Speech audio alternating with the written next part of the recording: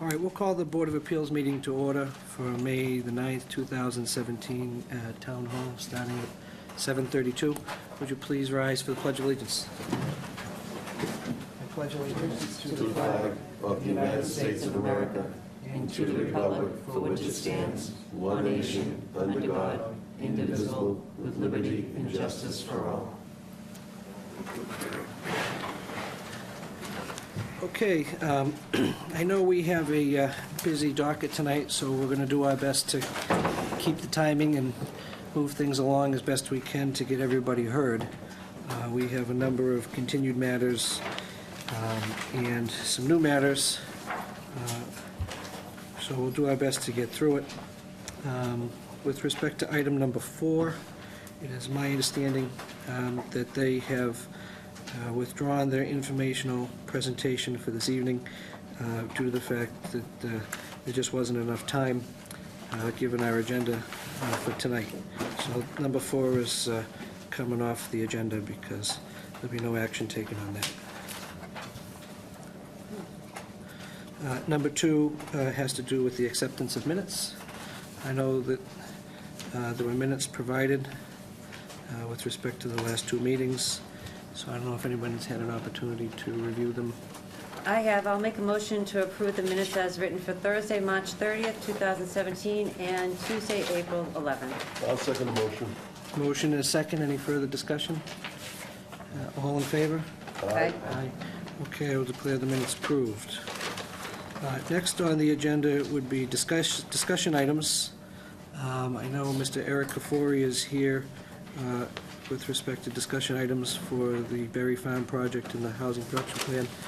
Mr. Kafori, I had previously recused from the Berry Farm project. It's not a project that I sat on. So consistent with that, I'm going to also recuse from any discussions as it relates to that. Ms. McIntyre will chair the board's matter going forward. Okay. Yep. I'll step up. Hopefully be very brief.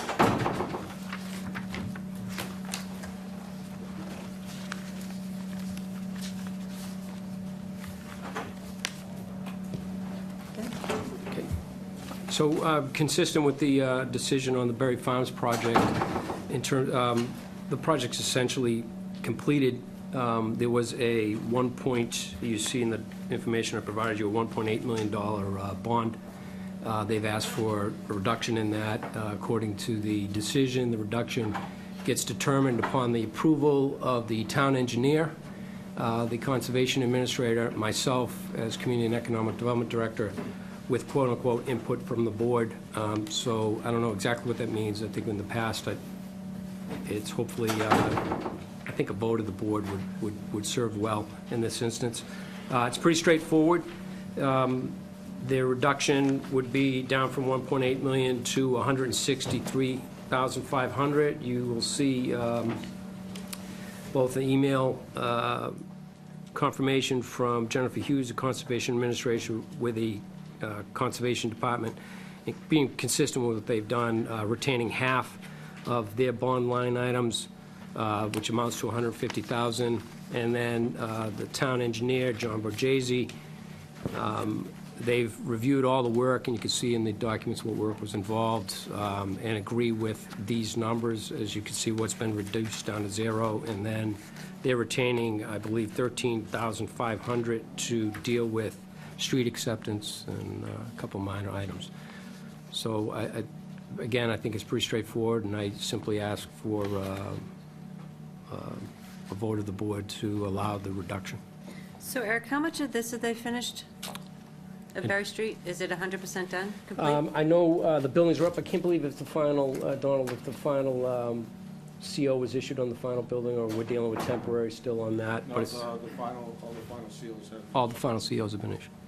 I'm just curious, because landscaping, because I know it's a line item in here, and it's 1 year into landscaping, and generally... Right, and you can see that's where the Conservation Commission has reserved half the funds in order for that. So they're going to compensate for any... Right. There's $150,000 being held for things like that, as well as some as-built and erosion controls that'll still be in place. I just wanted to clarify that that includes the plants, because I know we were specific on that, to have the landscape and plan to have that 1 year, in case anything dies. So they take? Yes. Yeah, right. Yes, because we are in New England, and it was frost the other night, so. Right. All right, is there any comments from the board, any questions to Eric? Nope. Okay, I will entertain a motion to allow the reduction of the bond as noted in this memorandum. I'll make a motion to reduce the bond as noted in the memorandum Dated May 2nd. dated May 2nd. Anyone second that? I'll second that motion. All those in favor? Aye. Yep, you're all set. Thank you. Thank you. You want me to go get? Could you please? Jim? So we're actually waiting for one more member. Dawn, I think you're next. I think you're next, but we're waiting for Paul. He said he was going to be 10 minutes late, so he's got 2 more minutes to get here. We'll relax. Okay. So I have to stretch? 2 minutes? Are you doing anything else here, or did you Yeah, no, but did you just- want to discuss anything? Do you want to discuss the warrants, or? Nope. No, okay. Where'd you leave off? I'm just waiting for Paul and the continued. Is there anything we can do without Paul? Well, yeah, I mean, we can move forward. Maybe we can just move right on. Actually, I can do the, if you want to leave, I can do the continuance. Number 8.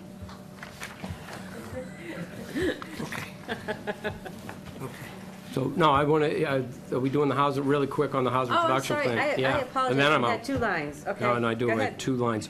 The second item, Mr. Chairman, the housing production plan, communities are, we had one that was done, it expired in 2012. As part of our master plan process as well, this would be something that we could, there's a housing element to our master plan. The good news for us was that the Merrimack Valley Merrimack Valley Planning Commission received grant monies to do, and got permission from the state to do a regional housing plan. And within that regional housing plan, so they're basically oversee 15 communities. I believe 2 of which have existing plans. 11 of the communities, one of which is North Andover, signed on for this. We will each have an individual chapter, and the state has recognized that that individual chapter, if properly approved by, I believe, the planning board and the board of selectmen, would qualify as a housing production plan. So the planning commission will be doing all of the outreach and all of the data collection that's normal for these exercises. They are looking for and happy to come give a presentation. I know this is a full agenda, so I said that Which I didn't planning want this. commission? I'm sorry, which, you say the planning The commission? Merrimack Valley Planning Oh, Commission. Merrimack Right, Valley right. Planning Commission. So and they're happy to come give a presentation if that's what you would like.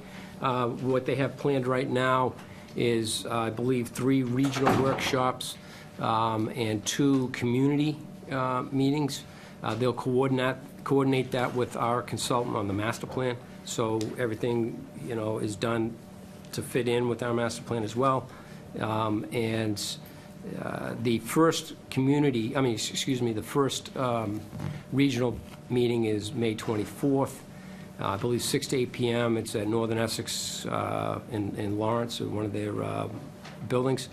And then, again, they will have 2 meetings in town here specifically. But what they are asking is for key stakeholders to be part of that process as much as possible. And I guess I'm encouraging or hopeful if any member of the ZBA or the ZBA in any formal capacity would like a presentation or be part of that process and outreach, they're happy to do that. So I just wanted to offer What's the that. benefit, if you could just, I was maybe gonna already ask that. touched on it, Look at that, the benefit of benefit of a production plan? I'm not familiar with it in the context that, Well, there are under 40, so it meets under 40B. There are some provisions that if we had an existing, and I won't get them right here, where, for instance, with Berry Farms, if we had one in existence today, if Berry Farms had just been completed, there'd be somewhat of a moratorium for, I forget how many months that is exactly, where if someone came in, we'd say, nope, we just had so many housing units come in. If things are done consistent with the plan, it does have some protections for the town. But it's a great exercise in dealing for, again, as part of the master plan process, us looking at what types of housing do we have? Are we going to meet the needs of our, demographics going forward? Do we have starter homes? Do we have the right mix of rental? As you know, we're seeing a lot of, I think, multifamily market rate apartments in particular coming on board. What does that mean? So this gets us to focus on that dialogue, but it also does put, once accepted by the state, some protections for if someone comes forward with a 40B proposal. So one of the things that we wrestled with over the years, I remember a few years back, there's not a lot of municipal police power that the land use boards have as it relates to the 40B projects, in the context of zoning and planning. And one thing that I recall, and I don't know if this is still the case, but if there had been, if you had reached 10% of your 10% production within a 12-month period, that was you were provided some kind of protections or moratoriums from growth within that cycle. Is that something that's still the case? I'm sorry, if you reach 10% of 10% of your subsidized housing inventory? Yeah. If you have maintained 10%, you basically can control. And if you've developed like 10% of the 10% within the 12-month period in terms of permitting, does that still apply, or is that, am I not accurate in that? I'm going to, yeah, I know what you're saying. So if it's been permitted, do you get credit for those units? I believe you do for a certain amount of time. I Yeah. forget. I believe it's longer than a year, though. And that would tie into this, the production plan type of context? No, a production plan, I think, is a little different in terms of, and I'll get this wrong, that's why if we want a full presentation, I can Oh, get yeah, I that. think it'd be But, so I can set that up for Yeah. further, when you have less Yeah, not busy tonight. agenda. Yeah, but the more information the board members have, Right. I think the better. And that's what this was, is just give you a heads up about the 24th, and as well that we'll be setting up local workshop, the first one, and again, as much involvement from the board would be great. Great. Anybody have any questions for Mr. Kafori? When is this to be in play? You're Oh, I'm already- sorry, so they're actually starting the work now. They will be completed by the end of this year, Okay. per the terms of the grant. Our fiscal year, or? No, calendar year, Our so calendar year, they'll okay. be done by December of this year, is my understanding. It was great for us. It was a nice, aggressive way to get this done. And I think this is pretty unique. I'm not certain if it's the first. I think it might be in Massachusetts where the state said they'd go along with this. So I can't thank the planning commission enough. That's great. Okay. That's great. Thank you. Thank you so much for coming. Yep, Thank you. Thank you. Good luck tonight. Thank you. See you at town meeting. Yeah. All right, well, I think what we should do, what makes sense, is we'll just try to continue right down in the order that we have things on the agenda as best we can. So next on our agenda, we don't have number 4, Mr. Koch. Well, no, Mr. Koch is here now. We can go right to number 5, which is the continued public hearing of Gerald Becker, care of Donald Bornstein, from Johnson and Bornstein. And in fact, in the continued public hearing, and you folks did file a request for an additional setback from your last meeting as well? Yes, we did, Mr. Chairman. We filed an amendment to the application to request one additional variance. So we have, what I'd like to do is I'd like to open that hearing and then hear the matters concurrently, if there's no objection to that. Yes, please, Mr. Chairman. Okay, sure.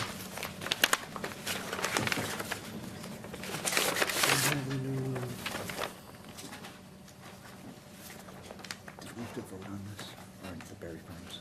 I recused from that, I don't know if you guys know.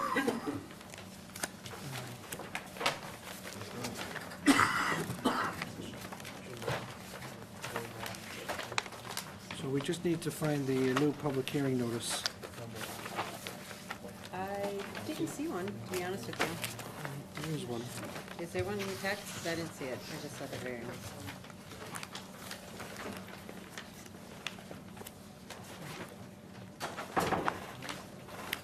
That would be helpful.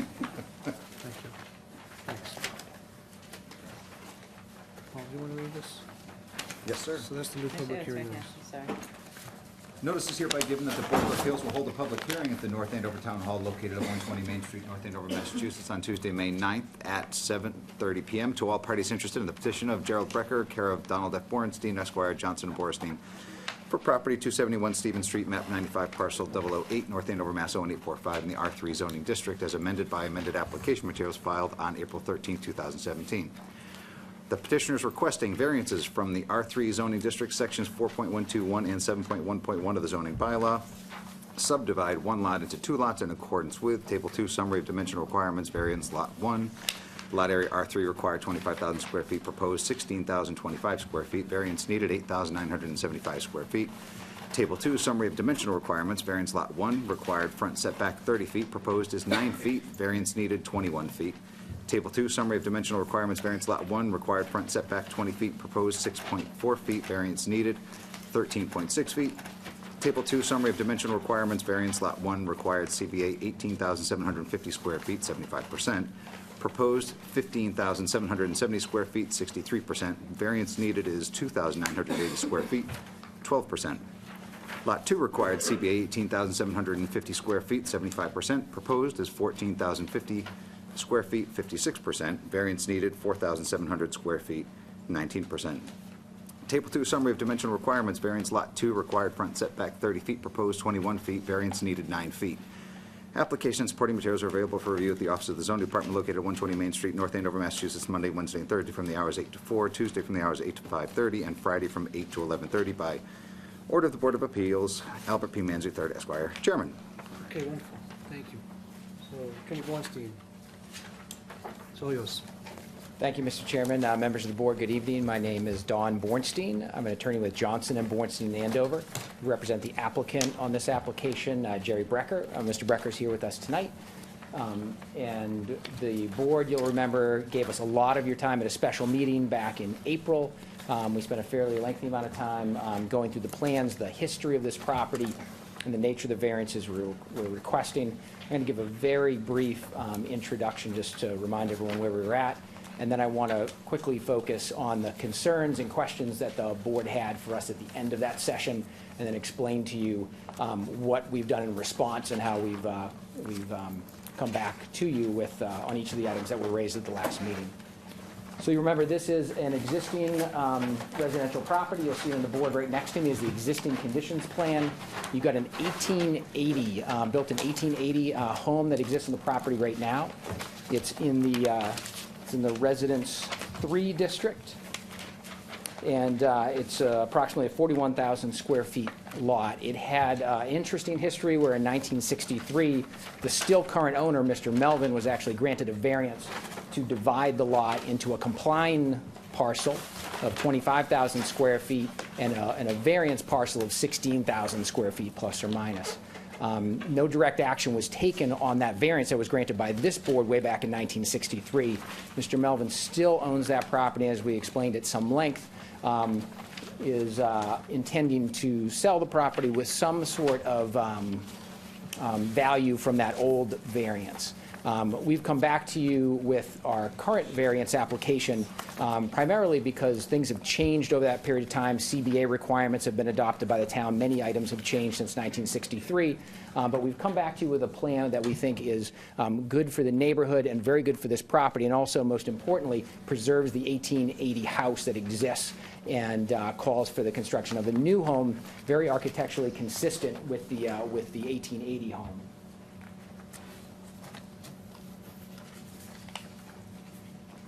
I'll just remind the board, this is the rendering we prepared of the two homes. The spacing of the homes, you'll hear in just a couple minutes, has changed a little bit, but this is the architectural style.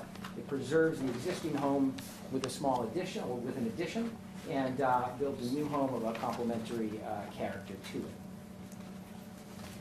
it. At the special meeting back in April, we had a handful of questions and concerns that have been raised by the board.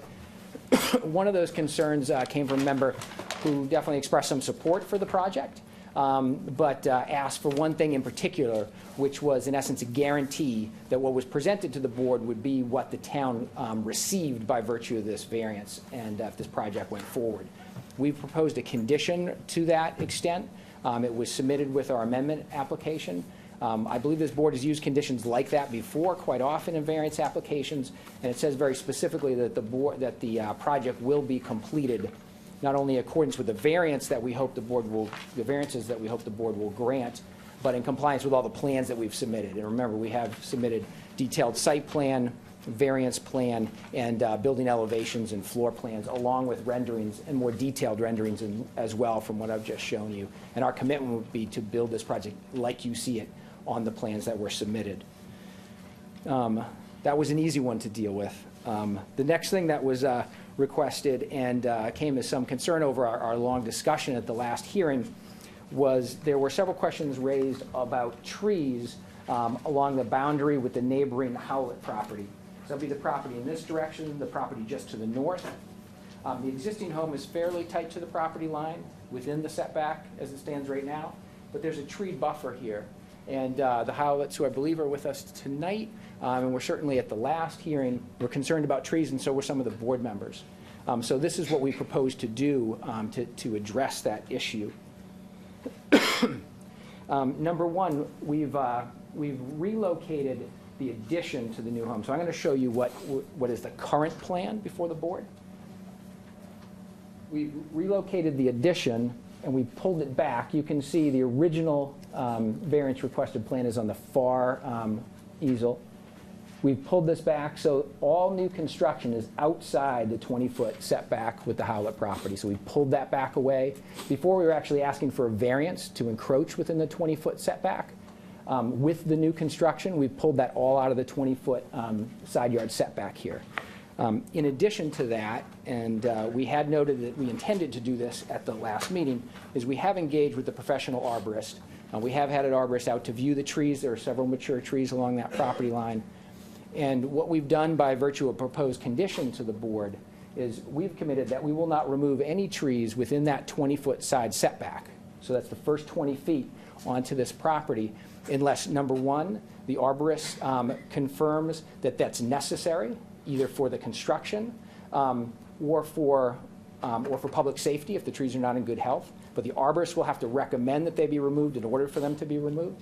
And number two, if there is a recommended removal, we will replace that in kind with nursery stock recommended by the professional arborist. You do have a proposed condition on that, and we felt that would very much maintain the tree buffer along that property line. And we've noted in that proposed condition as well just the overall intention, which is very much towards maintaining that tree buffer. That's something the applicant wants, and we certainly heard the Howletts were concerned about that issue too. And we're very willing to accept a firm condition from the board on any grant of variances that you have before you. The third concern that was raised, and this was raised by several board members, was about lot shape and house placement. So if we look at the FAR plan for me now, I've outlined the property lines as originally proposed in pink. There was some concern that especially the lot shape on the lot closest to me, which is lot 1, which is to the north side of the parcel, that lot shape was not ideal, was not very regular. I don't know if it was referred to as pork chop or not, but was not an ideal lot configuration. And we explained some of the constraints we had in the site, some of the significant ones being there are wetlands to the rear, which forces our work forward and to the right as you're looking at it, or to the north of the parcel. What we discussed at the last meeting and what we propose in our amendment is we've actually brought the home forward by 9 feet. So we brought the home forward by 9 feet. We had it right at the current front yard setback, which was 30 feet. We brought it forward 9 feet, so it's 21 feet from the right-of-way. And that allows us to then push the home 24 feet to the south. That also then allowed us to push the addition. That's where we get the extra space in the addition to be able to get it out of the setback. So we've eliminated one of the variances here. We gained another one here by 9 feet on the front, but we think it results in a much better plan. But it's an amendment alternative for the board to consider. Our architect was very excited about it because he likes the home closer to the road. He likes the relationship to the road to be a little closer, so it more closely matches the existing historic home, which is about 10 feet off the road. It's also consistent with other historic homes you'd see in town, which are generally built a lot closer to the road than you would see for a brand new house today. And he thought that was a very appropriate in this site where our architectural intention is to make these homes be very complementary to each other, and now to be able to site them complementary to each other with relationship to the road, we actually thought was an improvement as well, and then it freed up some of these opportunities for us. So we've been able to shift the house another 24 feet away from our nearest property neighbor, over here at the Howlett's property. And to do that, we've had to bring it forward to get it out of the 50-foot no-build zone right here. The last item we did, and I have plans for you tonight, the last item we would like the board to consider as an alternative is when we move this house forward, we made a perfect opportunity for a 3-season porch on the back of this home that would look out into the wetlands area. That's on plans I have with me tonight. The revision date is May 5th. But when we sat down with the architect and had long discussions this past weekend, we wanted to show this to the board because we felt that when this home is sold, the home buyers, the first question they're likely to ask is, can we put a back porch? Can we put a back deck on here that would give this nice view into the wetlands? Behind the wetlands are trustees' reservation property and some Kittredge family property. And rather than having those homeowners have to come back to you in a year asking to do this very thing, we'd ask the board to consider that tonight as well. We also think by pushing the home forward, we fixed our lot shape issue. So you can see from the orange property lines on this plan, our lot is much more regular than it was. It's fairly consistent with the shape of many lots in the neighborhood. And it also more closely resembles the original variance line, which is a straight line about from this point, straight line. We've had to bend it in order to provide CBA, but we still think this is much more regular in shape than the plan you had originally seen. There was also a question raised by one of the members about what our limit of work would be on this property, because as you can see, the development is very much pressed towards the front of the property, driven entirely by the wetland situation and back. I can confirm for the board that our limit of work would be no further out than the 25-foot no disturb line. That will certainly be followed when we seek our order of conditions from the Conservation Commission. The Conservation Commission might impose a tighter limit of work, but we can confirm to this board it'll be no further out than the 25-foot no disturb line that you see on all the plans. And that would, again, preserve the back of the property from the 25-foot no disturb all the way back would go untouched. The last point that was raised, at least by my notes, was that there was some question about the number of variances, and that by changing, by making this alteration, by changing the home locations and reconfiguring the lot lines, that we wouldn't increase the number of variances we were requesting. We heard that concern, and that partly drove our removal of the addition from the side yard setback that we would have needed a variance for. So we've, in essence, eliminated that. We've added one on lot 2.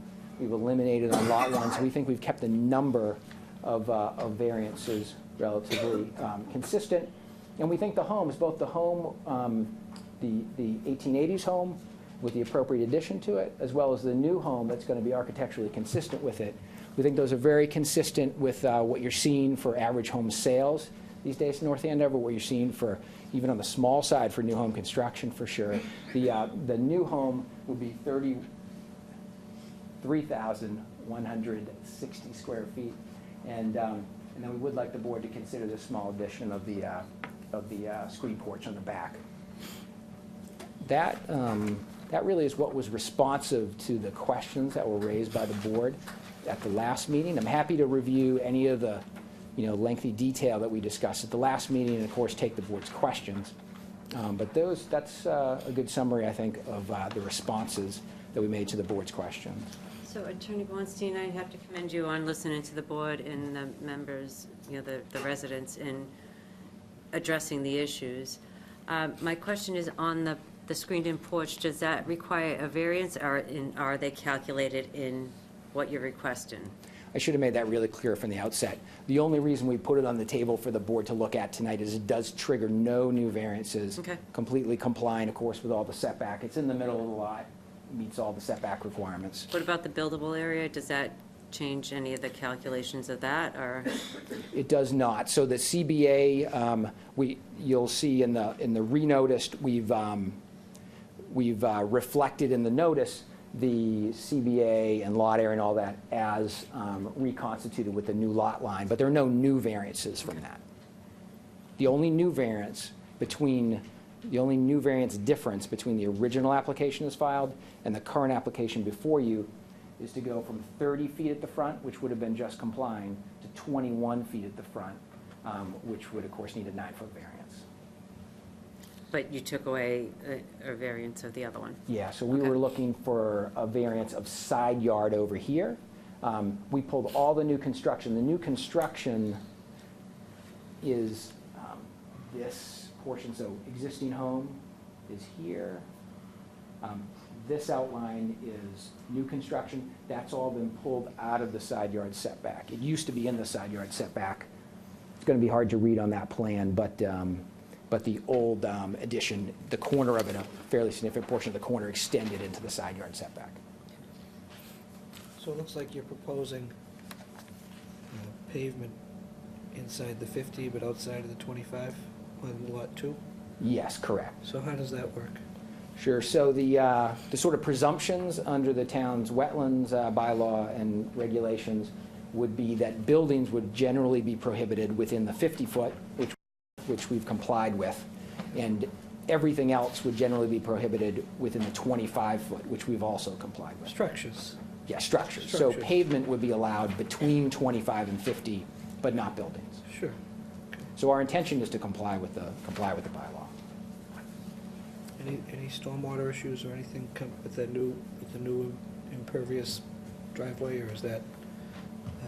Now, one thing I do want to show you, the project engineer is here with us tonight as well, Phil Christensen from Christensen and Sergi. But one thing to note, and I pulled this plan off really quickly without pointing it out, but this is existing condition. It might have been better if I used a better color, but if you follow right here, existing home is in orange.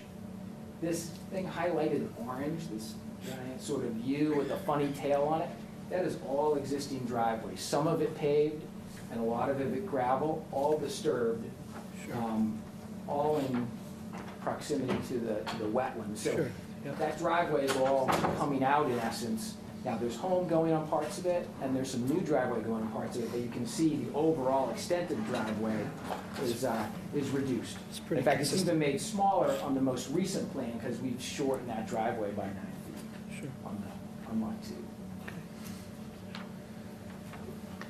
Questions? No question, Mr. Chair. Not for me. Anything else? Is there anybody else that you want to have present as part of your group? And I'll open it up, to any new issues as it relates to the statutory butters. I don't want to go back over the old ones, but any new ones that, as it relates to these changes, and we can cover that and see how far we get. Yeah, anyone else we brought tonight was really just for questions, so I think we've covered our presentation, Mr. Yeah, Chairman. I think it's very thorough. I think it's a very thorough presentation. I mean, it looks like you've addressed virtually everything that I can recall from the last meeting. So, and I think the plan definitely looks more balanced. I like the idea of the arborist as it relates to the abutter side, because when you're in a butter, that's a very sensitive area. So that's something that I think is well thought out. So we'll see what everybody else has to think. All right, thank you. Okay. So, are there any abutters on the Stevens Street project that want to be heard? Hi, just come up to the podium, please, name and address. Is that possible? Of course you can, sure, of course. So I spoke the last time, one of my concerns, Patty Massey, 411 Pleasant Street. Yeah, hi. Was about the water damage that we've seen on the side of the road from the new development on that street as it was. So there's a lot of water issues, and some people had said... Which new development? Can you refresh my memory? Well, on Stevens Street, there's a lot of new homes in the last, 8 years. And so I was You mean up the hill, as you're going up Exactly, Stevens yes. Street towards the Yes. old center? Exactly. New homes that are kind of built in on the Into the hills. hill. Okay. Similar you're- to where this would be at the bottom of the hill, yes. But you're back on the corner, kind of going around the bend, right? My personal home, yes. That's where yes, you are. Yes, exactly. Okay, I just want to orient Yep, our absolutely. discussion. So I just had mentioned at that time, I was concerned with an additional home would there be any concerns about additional water concerns there? Sure. That wasn't addressed, but, Okay. so, and again, I just need to say this because it's very clouded to me, the whole situation about the 1963 variance, because I don't understand why it keeps on being brought up as such an important factor where it wasn't listed, it wasn't acted on, and the present plan is not within those same guidelines. So I feel like it's a totally new application and request. It is a totally new Okay, application. but it keeps request. on being brought up, so Well, I feel they- like it clouds the Well, situation. they're making their presentation. Okay, So- I just feel like- So what they're presenting to us, as fact finders, right? Okay. Is, in terms of what they want to do, Okay, is at some point in time, they had a variance, Mm-hmm. and it was granted. There was no construction as it relates to it, but, there was a variance. So they're just kind of showing us the history of the property and okay, I what they just, could have done, but they didn't, and now what they want to do now. right, and so I just feel like it's separate. So I just, as far as when I look It's upon this, historical. it's as if it makes this more reasonable to be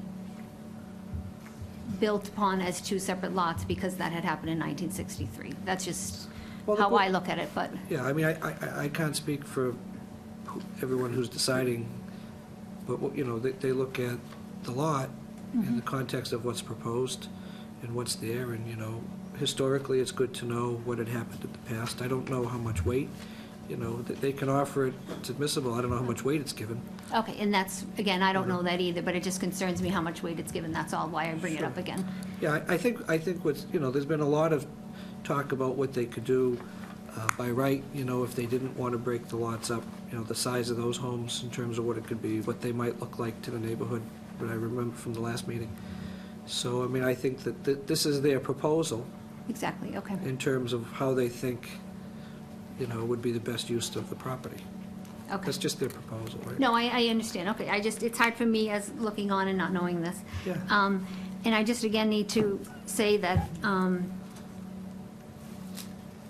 one of the hardships for Mr. Brecker that he identified in his application has to do with the aesthetics of this home and making sure that this is renovated and a new huge home is not built there. That is possible by just renovating that one home and not making it two lots. So I'm just, want to, again, I had put a letter in there stating some of my points, but I just, again, wanted to just say that, the hardship involved, I don't see why that is a hardship. And I don't see that the property value for Mr. Melvin not being sold as two lots because it wasn't listed as two lots. So to say that in your application doesn't seem relevant to me Well, either. the hardship that they're presenting is relates to the soil shape and topography of their land, and all the components of their proposal. It's the nexus of all of it that we have to determine. Okay, So that's how I understand their proposal to be. I don't think they're saying, we want to do it just because. I think there's certain things that are driving their application, from what I understand. okay, but those were two things that were identified in the application, so. Sure. So the water, just to address the water concern, what is your understanding of Well, I mean, that? I don't have any, factual information on it, but just as a neighbor, when I look at that and I, ride my bike or run on the side of the road, there is a lot of water that runs down, and there's a lot of deterioration on the ends of those driveways where they had to have the water go underneath the end of the driveway. So again, we're adding another home, so that concerns me, is there going to be more issues with water Okay. there?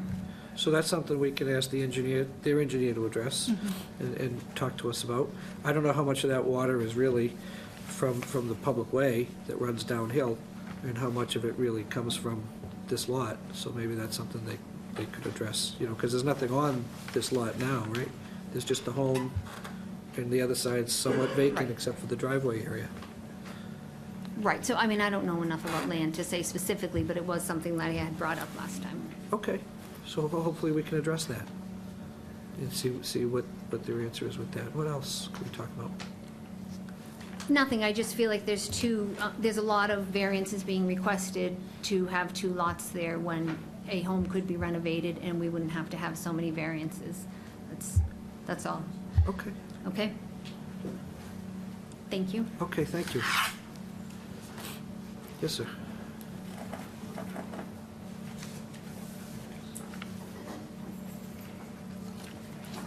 Podium or table, wherever you're comfortable. Hi, Tom Howlett, 255 Stevens Street. I am the resident next door to Mr. Melvin Slot that we're talking about here. Yes.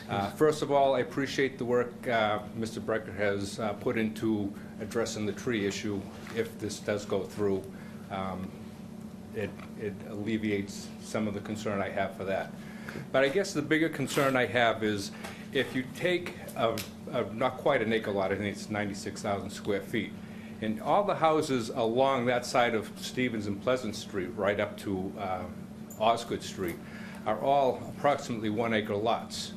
And if you go and set a precedence by allowing 2 lots on an undersized lot for 2 houses, what is to prevent people further up the street from subdividing their houses, or a developer coming and buying a couple of houses at above market prices and then subdividing as a past practice on this property here and building additional houses along that side of the street? It's a concern that you should consider when you do make a decision. And if something like that were to happen and it allows an opening for more houses to go along that area, you're taxing the school systems, the public works systems, among other things along that way. Taxes that you would garner from that really wouldn't be beneficial, but I think you need to consider that in your decision as well. Sure.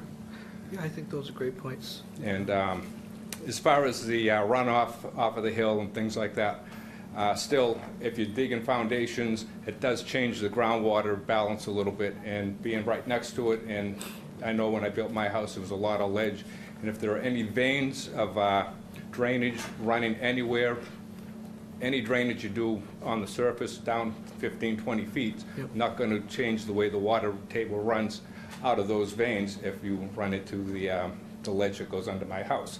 I've never had a water problem over there, but any disruptions can change the flow of water there. Just ask anyone over in the library district what it's like. It doesn't over there. take much for to change Of course for not. groundwater. And, you know, the Wetlands Act for the state as well as for the Are you town higher? is there to protect I don't mean those to interrupt things. you. Is your house, is the grade of your property, I think when I drove by, is it a higher grade than the existing property that's there now? Maybe slightly, but it's about on the same level. It might be. You're not below slightly. it, I guess, is my No. question. Okay.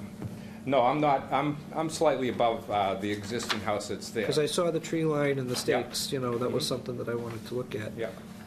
And, The only other thing would be, as they want to propose moving the houses closer to the street, if at some time the town were to put sidewalks in, they wouldn't be able to. They'd be prohibited from it because it'd be far too close to the front of the houses at that point as well. Across the street, you have a guardrail, and it drops off. I don't know for a fact, but I thought I had heard when they were doing construction several years ago, and the trails for the Stevens estate out to Wire Hill Yeah. were considering sidewalks at that time. I don't, maybe they decided that probably wasn't germane to anything, but the sidewalk stops just prior to my house, and, you know, additional sidewalks would really Usually there's an not easement, necessary. right? Isn't there a public easement within the way to a certain, you know, on most of the roads, maybe not so much the county layout roads? Well, that would that tie in with the setbacks that they're coming closer to the road on, I guess? Well, we I can guess that's address that. another question to think about, that's all. Yeah, Okay? sure. Well, I guess I'm set for now. Thank you.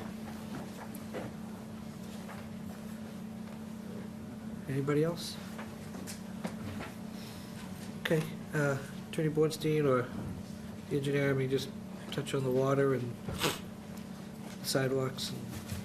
Sure, thank you, Mr. Chairman, and I appreciate the comments. I think the comments of the abutters actually at the first session helped improve what we've put in front of the board for consideration tonight. Nobody likes the disruption of water. This isn't the first time I've heard it. Absolutely. So I will address the water a little bit. I mean, the nature of the topography there is it is running maybe slightly uphill in the northerly direction as you approach at least the 2 abutters' homes who we've heard from tonight. But as far as the water consideration, especially the runoff created from this project, because that's really what we're talking about. What about runoff from this project? Right. Number one, all that runoff gets addressed during a detailed Conservation Commission project proposal and consideration by them. We need an order of conditions to build this. To do any of this work, we need So an order can of I ask you a conditions. question? In the context of your order of conditions, let's assuming you get to conservation and there's approvals of conservation, would they be requiring hay bales and silt fences or something along the lines to stop any kind of runoff during construction? And then what happens after construction? Sure, so at a minimum during construction, that nature of the order of conditions, the reason it's called order of conditions is it's a set of requirements and conditions that the Conservation Commission makes you construct under to make sure you don't have problems like that, principally runoff problems, siltation problems. Their primary goal is to protect the wetlands, but they certainly, in essence, control the whole site. This site they control because a lot of it is buffer zone. And so siltation fence, yes, clearly limited work will require siltation fence. They're not going to allow us to discharge erosion that's going to be allowed to sort of run unfettered either into the street or into the wetlands. And how are you treating the water that's going to run off the roof around the structure? French drains, gutters, what you doing? Sure. So what I expect we'll propose and/or what the Conservation Commission will require would be roof runoff infiltration. So it's very common in a project like this that actually all the roof runoff is directed into gutters, is then directed into infiltration, underground infiltration. French drains could be described as that. So that roof runoff is captured and it's put back into the groundwater before it has a chance to run off onto a butter's properties, into the street, things like that. I mean, they could even go so far as requiring us to use porous pavement in the driveways if they felt that was a concern. So porous pavement allows for a much greater rate of infiltration, much lower rate of runoff from those driveways. And between the roof and the driveways, those are your two big areas of runoff generators. And in addition to that, the driveway designs themselves are going to require engineering department review, staff review by the town. So you'll have town engineering staff will review the driveway construction. One of the prime issues that's addressed during that process is runoff from the driveways. That's where something like porous pavement could be introduced, use of swales along the driveway, other techniques, crowning of the driveway to see that it doesn't sheet right into the roadway, that it crowns and sheets into the grass and then infiltrates that way. Those very detailed issues are all not only addressed by the Conservation Commission, but get town engineering department review as well. And enforced by the building inspector? Yes. Yeah, all that would have to be on our building plans, and of course, we have to build according to plan. Okay. On the question about the sidewalks, I do want to address that one, because this setback is not from the pavement that you see out there. The setback, the 21 feet for the new home, is from edge of right-of-way. So the right-of-way out there runs somewhere between 10 and 12 feet off the road. So although most people think when they have a home on a road, they own right up to the pavement and can put their fences and their bushes and everything right up there, they're not supposed to. We know we can't. There's 10 or 12 feet of unpaved area that's still the town's that would be available potentially to accommodate something like a sidewalk. And how close is the existing home? What's, 10 feet? so it's a lot less than what the new construction, Yeah, the existing home would be your bottleneck. It's 10. Yeah, the existing home is approximately 10 feet.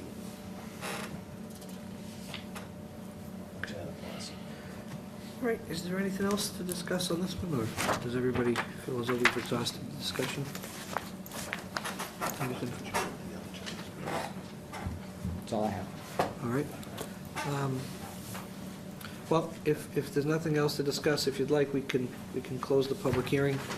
Mr. Chairman, I do want to give you those sets of plans with the porch, so I make sure you have those, so everyone has a set. All I right. did submit them electronically to Merrill early in the week, but she asked me to bring sets with me, so I just Okay, wanted yeah, to make sure I dropped them. Merrill's not here tonight, so that would be helpful.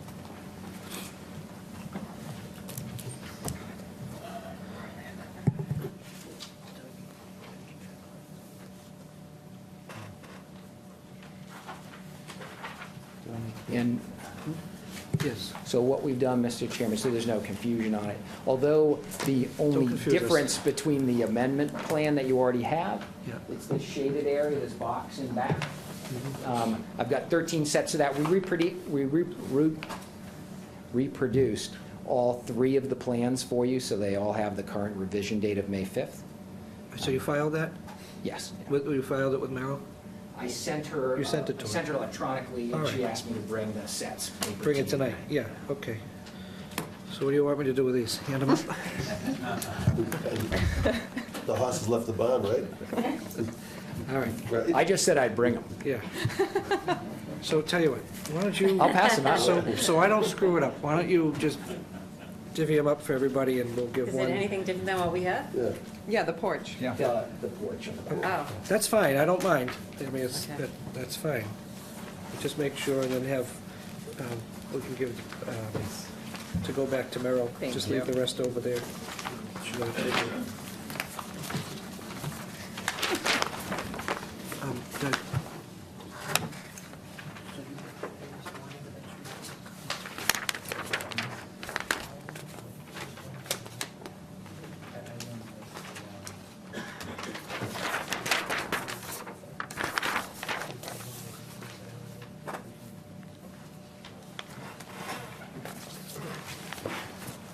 All right, so we'll note that these are received, okay?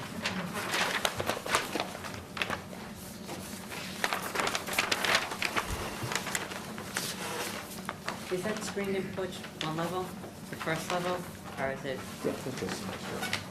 Yes, from just single ground? story. It's like a patio big with screened in, not like a two-story up high. Correct. It's single story, it's roof covered, screen sides. And we've labeled it as potential, and the reason we put it on here, and I didn't go into depth on it, the reason we put it on here is when we had this, when we developed a new plan, we showed it to the architect. The obvious thing was, as soon as you have a buyer for this home, they're gonna wanna put that on the back there. And if they wanna do that, they would have to come back to you for a variance because you allowed the lot and the home by variance, if you did. And so to allow a homeowner to add this, we wanted to put it on this plan. So you have it as potential if they chose not to, and it's, No, this no. is submitted, it doesn't have to. Yeah, So that's- this plan is being submitted and it's potential, and they chose not to put it on the as-built plan, which is in the deeds. Is that legit? Yeah, and that's why we labeled it that way. Okay. And in general, since that part of the structure doesn't require a variance either way, and in essence, you can always comply more than the board allowed you. I don't see any issue with that. We've labeled it as potential because our home designs are based on this, but you'll almost certainly be spending another 3 hours or so with a homeowner in 6 or 8 months talking about this very thing, because as soon as the architect saw the way this house laid out, this Those location- designs were filed as well, right? Yeah, all the designs, home plans are all on file. Yep. Okay. So what do you want us to do? Do you want us to close the hearing and deliberate? We have a lot to get to tonight. We would like you to close the hearing. If your presentation's finished It is. and there's nothing else you guys want to put in, we can move it along Yep, in terms of procedure. that would be great. Motion to close the public hearing, Mr. Chair. I'll second the motion. Motion second, all in favor? Okay, hearing's closed. Thank you. So deliberation? I think the plan is, actually, the plan is presented, I think he's met all the requirements of the board. The only thing that I would like to put in, should we pass this, would be that the two houses, the style, are similar to what's been presented to us in this photograph, picture, or whatever you would call. Right. Alan, I think he addressed that by doing it as part of the condition. We can condition it. Yeah. I just want to make it part of the conditions, I that's all. think he conditioned it himself. Okay. Well, That's Did all. I just want to touch base that that's in there. I think both. I think okay. it was represented, and I think that's something that is Because I personally think this is a nice thing for the neighborhood. could be added. So you would want to add it as a condition? Yes, I would, To the yes. extent? Yes. And then it would be reflected that way. Yep. Anything else? Okay, so, Attorney Bornstein, the voting members, even though Doug is back, because he's our regular member, Alexandria is going to be voting. She was at the last hearing, too. Doug could rehabilitate, but we're just going to let Alexandria. Yeah, that's perfectly acceptable, of course. My notes show the same thing, that these 5 members, minus Yeah. Mr. Ludwig. You can rehabilitate one statutory, you miss by if you miss one meeting, it's probably easier this way, so that's how the votes go. You would need 4 votes in favor in order for them to be approved. We usually move everything in the affirmative, and then if you get 4 votes, it passes, and if you don't, it fails. Okay. Do we have, If there's no further discussion, Mr. Chair, I'd be happy to make a motion. okay, so we have a number of variances that have been, the first public hearing notice as well.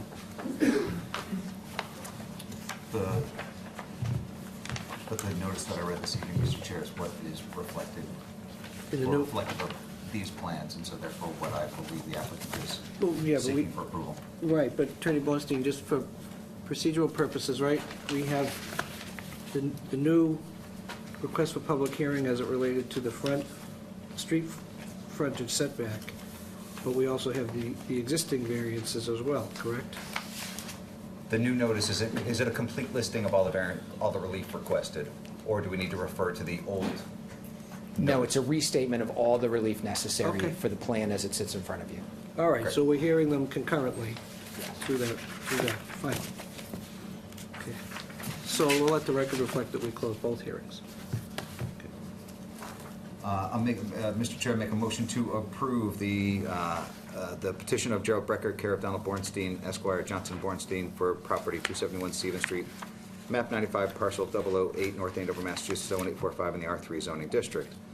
And the motion to approve includes variances from the R3 zoning district, sections 4.121 and 7.1.1 of the zoning bylaws to subdivide one lot into 2 lots in accordance with Table 2, Summary of Dimensional Requirements Variance Lot 1, Lot Area R3 required 25,000 square feet, and proposed is 16,025 square feet. Therefore, the variance needed is 8,975 square feet. Second is Table 2, Summary of Dimensional Requirements Variance Lot 1, required front setback 30 feet, proposed is 9 feet. The variance needed, therefore, is 21 feet. Third is Table 2, Summary of Dimensional Requirements Variance Lot 1, required front setback 20 feet. The proposed is 6.4 feet. Variance needed is 13.6 feet. Number 4, Table 2, Summary of Dimensional Requirements Variance Lot 1, required CBA 18,750 square feet, 75%. The proposed is 13,036 square feet, 52.1%. Therefore, the variance needed is 5,714 square feet, 22.9%. And finally, Lot 2 required CBA 18,750 square feet, 75%. Proposed is 16,785 square feet, 67.1%. Variance needed 1,965 square feet, 7.9%.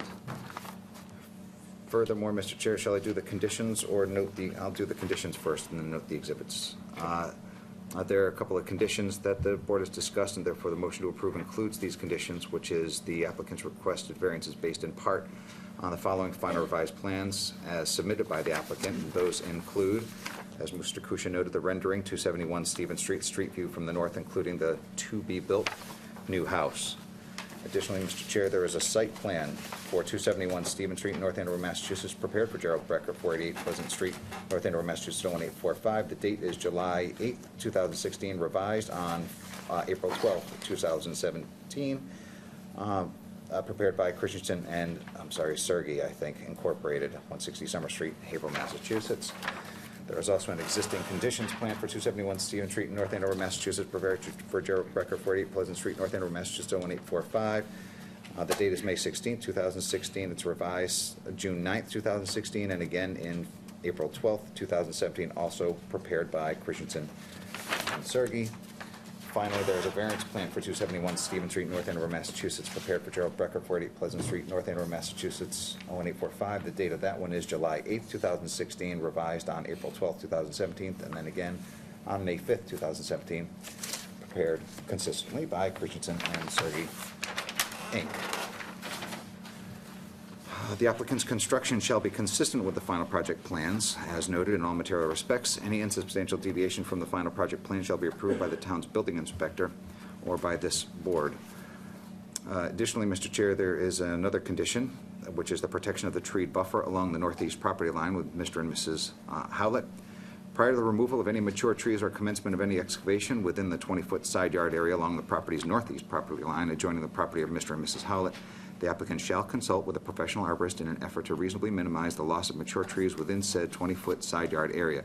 Where any mature tree within said 20-foot side yard area is recommended to be removed or is unlikely to survive the applicant's proposed project, as determined by the applicant's professional arborist, the applicant shall replace such trees with appropriate nursery stock in sizes, types, and locations as determined by the applicant's professional arborist. The purpose of this condition is to ensure that a reasonable tree buffer is maintained between the 271 Stevens Street site and Mr. and Mrs. Howlett's property without unduly restricting the applicant's proposed project or preventing the applicant from addressing any safety concerns presented by the existing mature trees on the property. I think that's everything. And that they would reasonably address any construction or any water runoff through the, as it relates to the conservation or construction. And a condition regarding water runoff that it be managed in accordance. Mitigated in accordance. Managed in accordance with CONCOM's Rules and regs. rules, regs, and orders. Yep, okay. All right. Anything else? That's it. Those are all the plans of record. So that's the motion with conditions. Is there a second? I'll second the motion. Motion is second. Any further discussion? Hearing none, we'll call the vote. Ms. Jacobs, I'll start with you. In favor? Aye. Aye. Koch? Aye. Ms. McIntyre? Yes. Okay, I am also in favor, so I will declare that to be approved, and we'll issue a decision within 14 days. Thank you. All right, thank you, Mr. Chairman, and thank you, members of the board. I appreciate your time. Okay. Moving right along.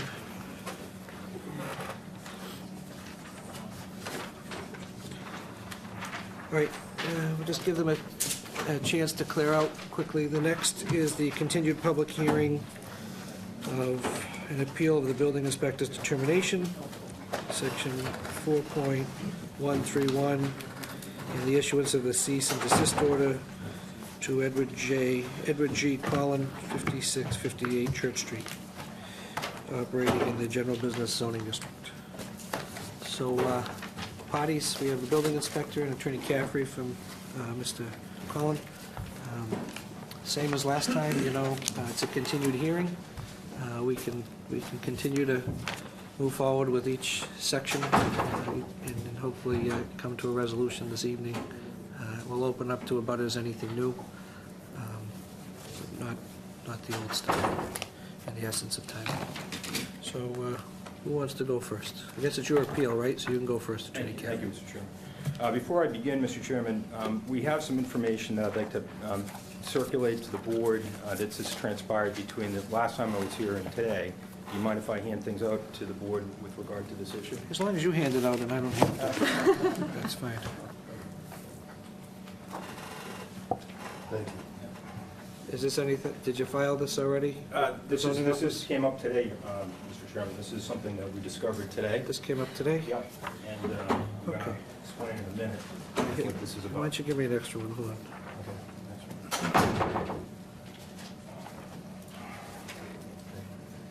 I'm going to run out.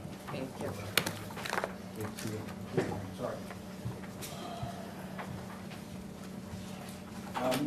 Mr. Chairman, I'm handing you what is a second cease and desist order. I've given a copy to Mr. Belanger. Okay, I'm sorry, Mr. Belanger, you have it? He issued, Okay, yeah. he issued that order. The second cease and desist order? Yes, and I'm going to come to, in a moment, I'm going to come to the reason why I'm going to bring that to the board's attention. But Well, wait, can I, just, well, hold on. Does it relate to this current hearing? I mean, is it new? This is a new cease and desist order, Mr. Chairman, and the reason I'm bringing it to the board's attention is it is an issue that has come to my attention. It's the nature of the pursuit of my client, which I want to bring to the board's attention. It's the context in which I'm working here. And if you'd let me explain, I think I can clarify why I think the board should be reviewing this. Well, hold on. Why don't you just give me a chance to read it Okay. before you, just All right, thank you. give us all a chance to read it. All right. I don't want to see it. Well, hold on. I already read it. Okay, so we're going to read it. Okay.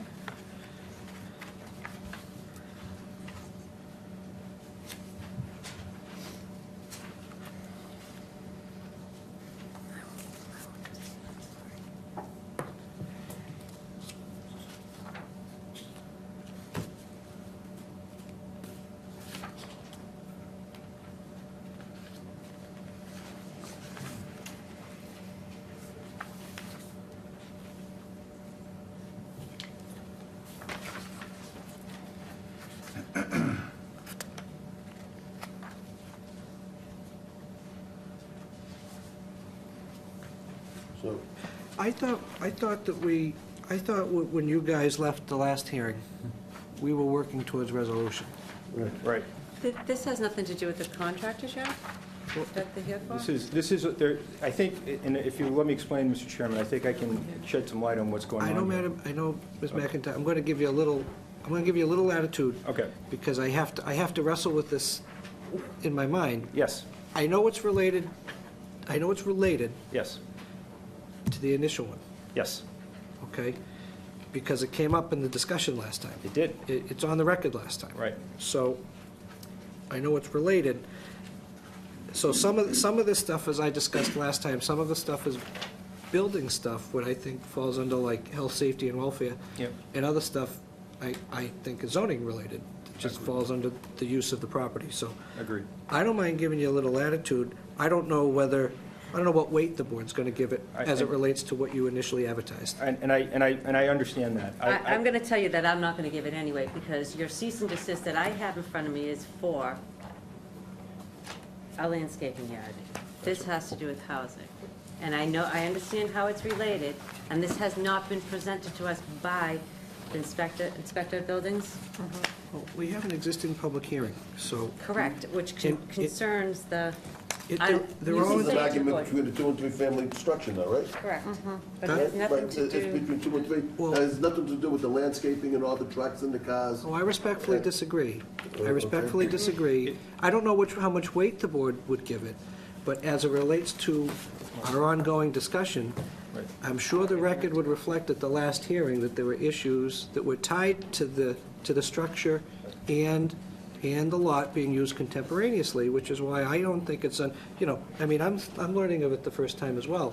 And we discovered this information today. I would never tell you can't talk about it in the context of your public hearing. Right. All right? This is your hearing. What I'm saying to you is, I don't know how much weight the board's going to give it. Understood. And if I could just, and I'm not going to take any more than 2 minutes of the board's time with why I present this to the board. Well, if you think it's relevant to what's going on, these guys will ultimately make their findings. So, very briefly, on Friday of this past week, a police officer came to my client's property, delivered this cease and desist order to him at 5:30 at night. And this is a cease and desist order that relates to the use of the property as a multifamily unit. And as you can see here, and I'll read down the halfway down the paragraph, the claim is that it's the expansion of a legal non-conforming use, 2-family to a 3-family, would require a variance zoning board of appeals. Attached to that notice is the variance that was granted for this property in 1971. This is in the town's records, and in fact, that property has a variance to be a 3-family, and I can have... variance to be a what? Has a variance to be a 3-family. Yeah. That is the variance that's attached. It's the meeting minutes at which it was voted to be a 3-family. Now, why am I bringing this to the board's attention? I'm bringing it to the board's attention because it's my client's contention that, and we're going to get into the substance of what I wanted to present tonight, that my client is being pursued here in a way that honestly is reckless. This is a case in which we have not yet heard in the interim period from the building inspector how it is that a groundskeeping business, which, and I lay this out in my requested findings, a groundskeeping business is not a permitted business in a general business district. And I've provided to the board in the request for findings all of the information necessary to show that, in fact, a groundskeeping business is a business that's permitted. Can I just interrupt you Yeah. for a minute? And I only do it because I'm trying to get to the issue here. You sent a correspondence March 22nd, 2017. Right, which is this request for specific findings. Your request for specific findings. So, point 5 of your letter discusses zoning status pre-existing non-conforming use. Right. Where you said the building inspector erred when applying the bylaw to the current use of the subject property because it constitutes pre-existing non-conforming. So we were already hearing this, are we not? No, because that's, Or did you not advertise? I mean, so just explain to me, you raised it, we discussed it, Right. so I don't know why there's such pushback from There the are- members. This hearing that we're having, and if I can direct the board's attention to the actual letter that was sent to my client, that is February 17, the cease and desist letter. This hearing is about a very specific finding by the building inspector. And that is, and I'm going to quote the language, and that's, I think that it's important that we stay with. You're talking about the one you advertised? Yes. Okay, where's that? You have it? I'm looking. February 15th, right here. This is attached to my appeal.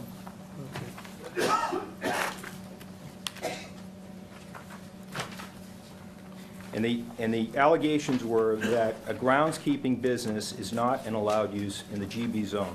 Okay, That's the allegation. okay. All right.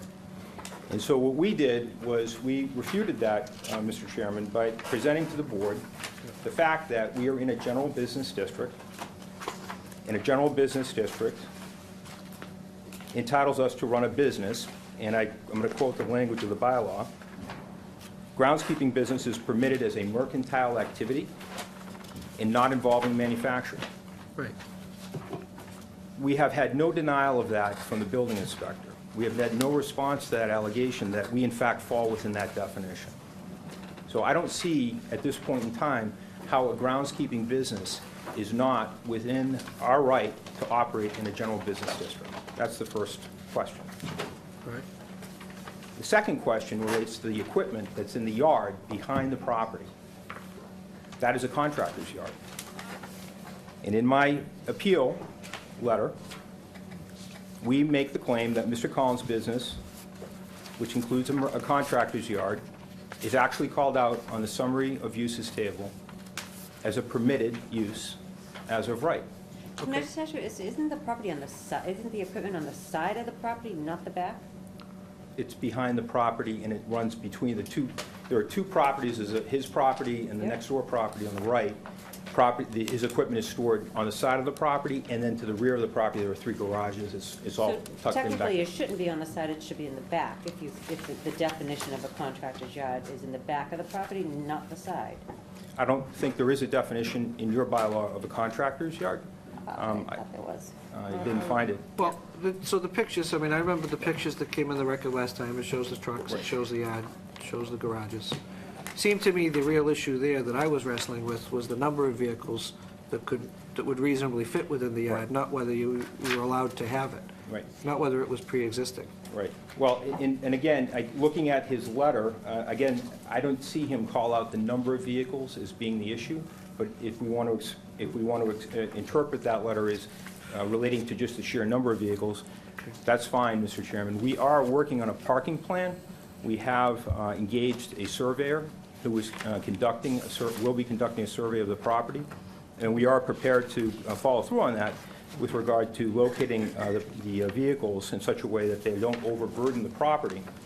But I guess what I'm here to say, Mr. Chairman, is that these things, the groundskeeping business in a GB district and a contractor's yard in a GB district, are both allowed as of right. And there's nothing so far that I've been made aware of, either by Mr. Belanger or Town Council, that is contrary to that. Are both properties, the lot and the structure, in general business? Yeah. And the structure is the pre-existing structure? It's always been there. Right. Yeah. And And this variance that you're talking about is from 1971? That relates to the 2 to 3 family issue, which Mr. Belanger brought up last time. And the question, now he's issued a cease and desist order on that. It came up as a discussion topic. Right. It's within your letter, but Right. it's not necessarily part of the initial cease and desist. It's not, but I just point to it because we're dealing here with an extreme situation, Mr. Chairman. This cease and desist on the business has been in place since February 15th. Yep. My client currently is losing about $1,000 a week as a result of this. He's suffering extreme financial hardship. Okay. There does not appear to me to be a basis, if you look at the letter that was sent by the building inspector for this particular cease and desist order. We are permitted as of right to have a groundskeeping business. We are permitted as a right to have a contractor's yard. So I don't see how these things can be controverted. So what I heard at the last meeting was not so much that you weren't, what I took from the last hearing was that, and I don't want to speak for everybody else, is not that you weren't permitted to have it. It was just the manner in which it was being used. That Right. it was a very clustered site, that there were trucks maybe on the street near other neighboring properties, and in the context of the operation of the yard, it was somewhat expansive Right. within the neighborhood, as opposed to being limited to the area where you're supposed to work. That's where I took from it. Right. So, And not that you didn't have a right to do it, it's just you were way too congested. And I think the question in my mind, Mr. Chairman, is that the kind of thing that results in a cease and desist order, or is that the kind of thing that we work out over time with parking plans, which is what we're working on? It's very expensive, by the way, Mr. Chairman, as you probably know. My client is not of means. This plan that we are going to have, and we're working on it, they are working on it, it's $1,700. He doesn't have that kind of money. Well, I mean, in fairness to the building inspector, I mean, I think that, he works for everybody in the Yeah. town. So, if complaints come in and the issues, he has to work within his means in order to ensure that things are the way they're supposed to be. Right. And that, the health and safety issues are mitigated or non-existent, and a lot of that is driven by, parking, if you will, in your context, how many trucks can you reasonably fit, and how many you're permitted to fit? Right. And you have those garages in the back, so I don't know, quite candidly, it's not like you guys went and applied for a permit, so to kind of backdoor your way into a plan and say you gotta produce a plan in order to continue operating, I don't know if that's like, the most reasonable way to do things, but maybe it's the only mechanism that the building inspector has in order to show that the calculations are what they are, that he can reasonably rely on. I mean, I think you can, so, as far as that goes, that's where I kind of see the give and take here. Maybe you don't have to technically produce a plan, but I think you have to reasonably show that you can park what you're parking. Well, and again, I come back to the board, the building inspector's letter, Mr. Chairman, which really called out, I think, 4 things for us to address. And I'm willing to, and we're working on the parking plan because we have been asked to do that. But I would present to the board that all 4 of those things have been addressed. But I don't know if you have to work on a parking plan de facto. I mean, that's what concerns me a little bit in terms of, maybe governmental overreach. I mean, you didn't come in, they shut your business down. Yes, they did. So now it's like, if you want to continue operating, you got to give us A, B, C, and D. And that's where I get a little uncomfortable, is if you can reasonably demonstrate that you're operating as prescribed by the bylaw, within the set times, within the rules, you're not expanding into the neighborhoods, it's pre-existing, and there's no safety issues. I mean, I would think that that's something that is really the pushback on that sort of thing. You may want to do a parking plan. I don't know if you should be compelled to have to do it, if you're allowed by right to operate. If we were to come to if the board were to vote tonight, for instance, But I don't know what everybody else thinks. the most concerning thing to us right now, Mr. Chairman, is the cease and desist on the business. So the concept of us working on arranging the trucks differently, or arranging them in such a way that they meet all of the requirements of the town, that's something we can certainly look at. So what did you do in the last month? We hired JM Associates, which is a firm out of Wakefield, I believe. And you met with the building inspector and had some resolution and? We've exchanged emails, and I was supposed to meet with him yesterday, I think, or today, and it didn't happen, and that's my fault because I had a client emergency. But the reality is that I think the only thing we really can do here, in my opinion, is to meet him with regard to the parking issue with some form of plan that he will look at and review and hopefully will approve. But the problem is that while that's going on, my client's losing about $1,000 a week. And so it's because of the cease and desist order. So what I'm here to ask, I think, for the board to consider is perhaps allowing us to continue to operate with the condition that we submit or arrive at some agreement with the building inspector with regard to the parking issue within the next 60 days. That allows my client's business to continue. He's suffering irreparable harm right now. Well, when you say agreement, I mean, all you'd have to, I think all you'd have to show is what you can reasonably fit on the lot in terms of the parking regulations, That's what we intend. I mean, I think that's, Right. I mean, and I don't even know how big's the lot, spaces, 9 by 18 or whatever? If we were permitted to do that in such a way that we didn't have to hire a surveyor, that would be very helpful to us, because it's very expensive to do what we're doing right now. We've paid him about half of what he's owed, and he owes us a visit and measurements on trucks and all of that. So what Very have you expensive. proposed? What have you proposed in terms of the number of trucks for the building inspector to We actually rely on? sent the building inspector a sketch of what we were proposing, and he wrote back that it was unacceptable. And it was Probably sketched out, because it wasn't to scale and so because forth and so on. because the lot lines aren't certified and he can't Right. rely on them. So Okay. perhaps there's something else we can do that's short of a survey, a full survey, which is very expensive, that will satisfy him. But in the end, it comes down to this: for the parking issue, we're shut down. I mean, and that, to me, that's onerous and it's burdensome to this person who's been living in the town for 50 years or more.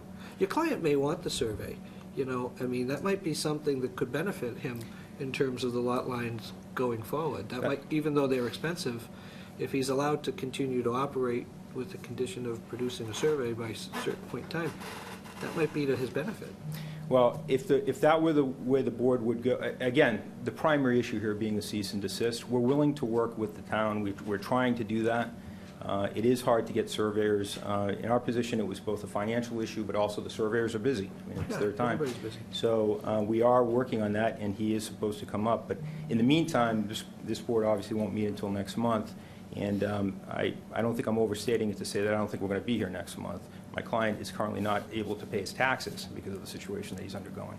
So we're in a very difficult financial situation. I'm asking the board to consider whether a cease and desist in this context makes sense, where we're trying to meet the building inspector's conditions. Are you going to is it your intent to appeal the new cease and desist?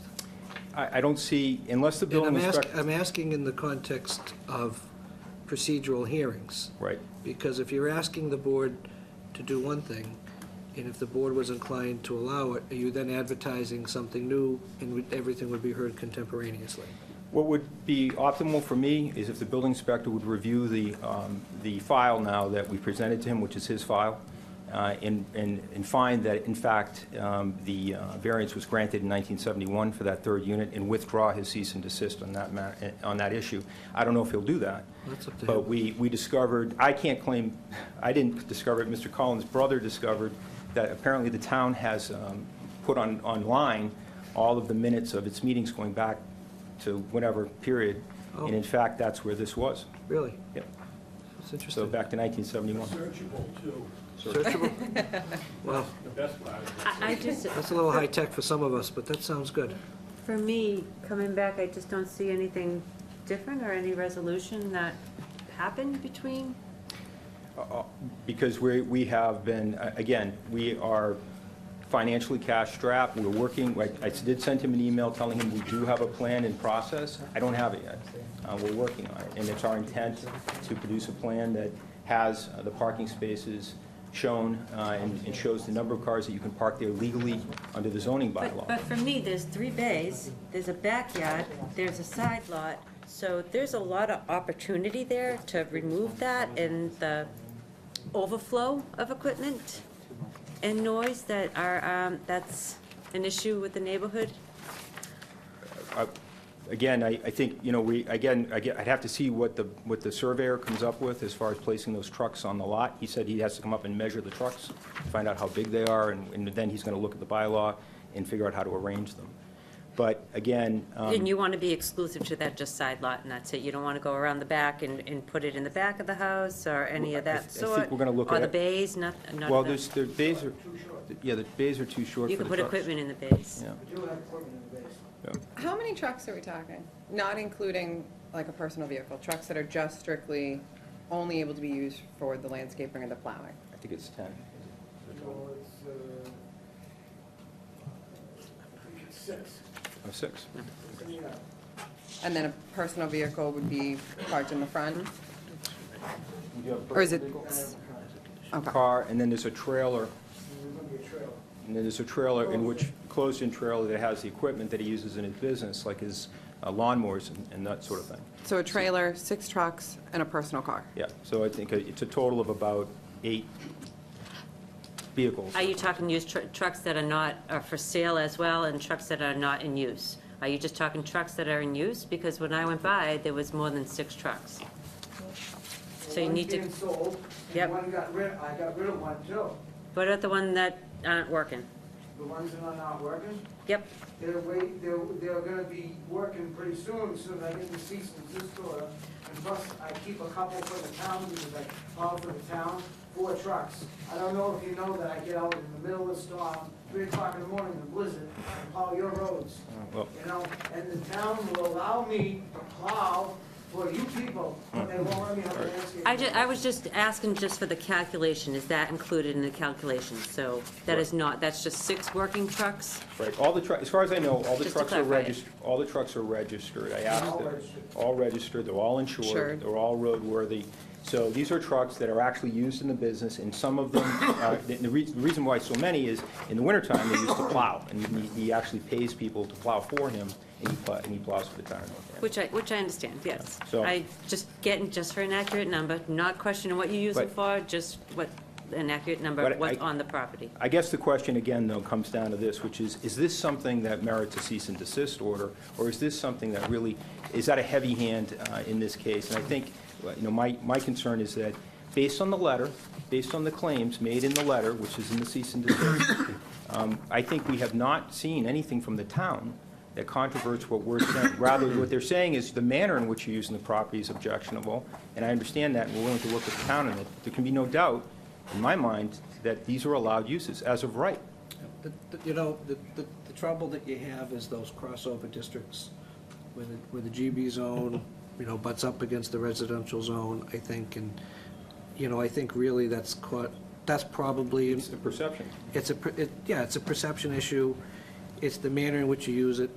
I mean, but, you know, it's not lost on me, you know, what's allowed in the context of the zoning. So the question for you is, what can you reasonably fit?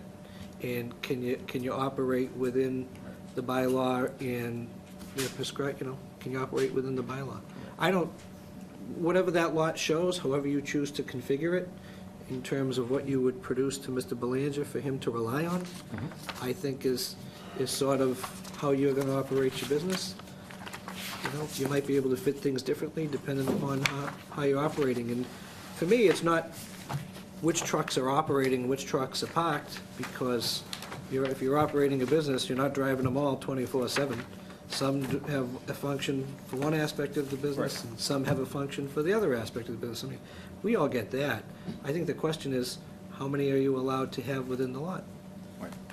You know? And so if that is the question, again, it comes down to whether or not this is the situation that you would use a cease and desist order for, or is that something That's his that- remedy. That's the building inspector's remedy. Right. That's what he had available to him. You know, he's the enforcement official. Guy's got a hard job, okay? Right. We've all been doing this for a long time, and, you know, we've known Mr. Belanger for about a year, and with all the building inspectors we've dealt with, we know it's not an easy job. Right. So that's why we're here, you know, to try to provide some equity and balance, you know, in terms of the way systems work, you know? Can I suggest, why don't you put a good foot forward and reduce the number of vehicles there, and maybe you could work with Mr. Belanger? Oh, we are. We used to have, how many trucks did you have there originally? We had 2. We got rid of, selling one. No. How many total did you have at the beginning of the year, let's say? I had, But in any case, let me ask you, do you think you could sit down with Mr. Belanger and he could toss out a number that the two of you could argue about and agree on? So you remove some vehicles and then he can continue his business? I address one thing is, there were a few issues I had, and the vehicles was one part. And Yeah, but let's talk about, let's not confuse it. Let's talk about, Yes. because I agree with Ellen, okay, there's a tremendous amount of vehicles there. Okay, but do you think you could agree upon if we reduce the number of vehicles that were on that lot by a number that the two of you could agree with, he could continue his business, and then in further discussions, you could hammer this thing out? But I want to see the man make some money so he can pay taxes and make a living. Okay, there has to be some middle road where he reduces the vehicles that's satisfactory to you. I agree with you, and what I presented in the past is there was a couple things I was looking for. And the plot plan was one that I could work with. Another was some floor plans of the structure. This, as Yeah, far but as, can we work that stuff out afterwards, after you agree upon the number of vehicles that are on the lot? I mean, that stuff is gonna take months. no, well, I mean, I want the man to make a living. a plot plan, as I mentioned, could have been on graph paper, 1 square equals a foot, 2 square equals a foot, so I have something to scale. And all it does is shows me the layout of the floors with the apartments. It sounds like you don't want to be cooperative with it. Well, if you allow me to tell you explain. what, let's let this, If you give I me a want to moment be to fair. explain, I'll explain why. So- And that is something that can be done fairly quick. The other part is, for inspectional services, to do a walkthrough for safety, to make sure there's no issues as far as, you know, safety issues for, you know, the fire department and agree, myself I and agree. A that. walk through where though, And sir? that- A walk through where? Through the structure. So that's an And- issue. I mean, and the reason that's an issue is the cease and desist that we're asked to decide on tonight has to do with the operation, right? So the structure is kind of a separate issue, because Well- what would be the basis to do a walk through a person's home just because they're operating out of a side lot? That, you know, it's kind of a slippery slope, you know, in terms of intrusion. Well, and by all means, I don't wish to intrude, but what happens is, in the perspective that I look at from, when you have a business that comes in, and you have the business would be legal, and then you have a non-conforming structure, and the zoning says you can only have 50% of the structure to be in the residential part, and you have the business coming in, you have a mixed use, and that's But what it's triggers. existing, sir. My question is, and I appreciate where you're coming from, I totally get it. I get it. But you have, everything is existing.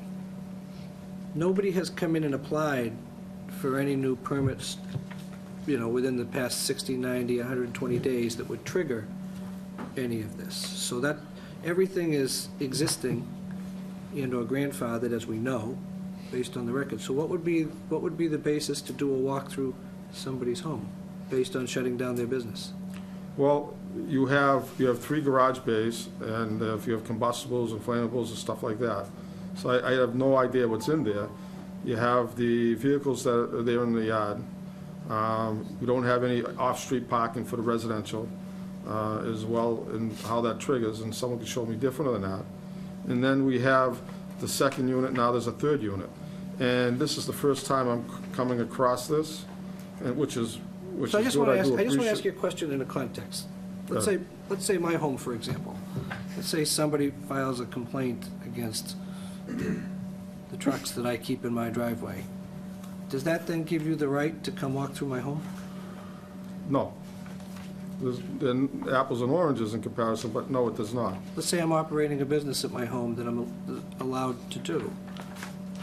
Why would you walk through the building if the issue is the trucks? Why would you walk through the Okay. residential structure? If you had a home occupation and there was just one portion, and I give you an example, if you're gonna set up a gym out of the garage, and you're gonna have the public coming in, or if it was a home business, Okay. that would be the only portion that I would look at to make sure that meets the requirements for that. Okay. And some of the safety issues. The fire department would join me on that as well. So I agree with you on the garages, right? And that when you're bringing in a business, if you were bringing in a commercial business, which would be allowed into a non-conforming use, one would trigger the other as a mixed use, and that brings in the question of parking and that portion of it. And then where is the office or business run out of? And that could be a home occupation, and that would be fine, so I would look at just that one part. Could be the truck, Which is a lot- could be the truck with an iPad and an iPhone, you know, I mean, in the context Well, of I a have landscaping no business. idea. So the reason why I asked for the floor plans, was just to clarify if the 2 units in that space. I understand what this says, that it went through a hearing and it was approved. I don't have any building permits for any of this here, and I didn't even have this in my record. So the mixed use is what I brought in, which triggered why I put the cease and desist, and then having the bays and not knowing what was there at first, when everything was all over the place. So you As I don't have a- mentioned, yeah. as I mentioned in the past, the last hearing, is that they've cleaned up the site quite a bit. They've made some, very good improvements, and that they still had a little bit to go. And actually, in going by there, they've cleaned up the site a little more than it was last month. But he's not permitted to operate there, so it's going to be hard for him to clean things if he's not permitted to operate. Well, if I had some kind of a floor plan, so I know what the space was, that could have been drawn up, and if the inspectional services to go through to eliminate, so we know that the safety issues, if there were any, they could be addressed, or if not, then we could have a record and say, okay, they're not there. Then at that point, I'd be more than willing to work with them and open up the business, and we can wait for a plot plan later on down the road. In the past, all I had was just a simple sketch showing some rectangles that were done and the owner put together. Were you able to ascertain, it came up at the last, and I can tell you, because I've been volunteering here for a number of years on different capacities, and I know there were a number of community development records that were destroyed in a flood, maybe 15 years ago when they were operating in the old mill building down by the mills here. Were you able to ascertain, which records, if any, may have been destroyed in that flood as it relates to building records? I have not been able to. Okay. This is the first time I'm seeing this here. I don't have any building permits to show me that anything was ever processed or something like that. As far as that part goes, going from the 2 to the 3, that's separate. If you're going to have a business, there would have had to been a DBA and a building permit. You would get an occupancy permit, even for a construction yard. You would have to do that the same way as if you go out to the landscaping business that's in the process of doing construction. Yeah. Out on 114 in Sharpness Pond. If it's outside, they would have to do the same thing. So, Excuse me one second. If he only had 4 trucks in this business, that's all he had was 4 trucks, would we be here right now? well, I would be That's here. my question, with a simple yes or no. If he only had 4 trucks in his business instead of what he has now, if he only had 4 trucks, with a simple yes or no, would we be here at this hearing now? Or would this be flying under the radar? Well, A yes or no? It's not, I don't believe it's a yes or no answer. That being said, I'd have to say maybe, only because there may be a couple variables in there as far as I'd So still it's want more to. likely then, right? If he only had It's, 4 it is, trucks, it's it's more likely that this would be flying under the radar. It's, well, I don't know about under the radar, but I would be doing the same process. It would be more likely, it would be an easier process, because I'd still be, Even though the 4 trucks would be a permitted use.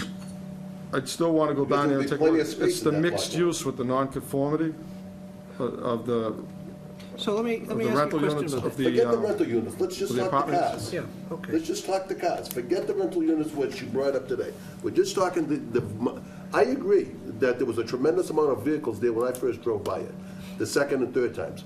But I'm saying if he was to only have 4 trucks, okay, 4 trucks, would we be here right now? And I don't think, okay, we would be. Okay, everyone's upset about the number of vehicles that he had.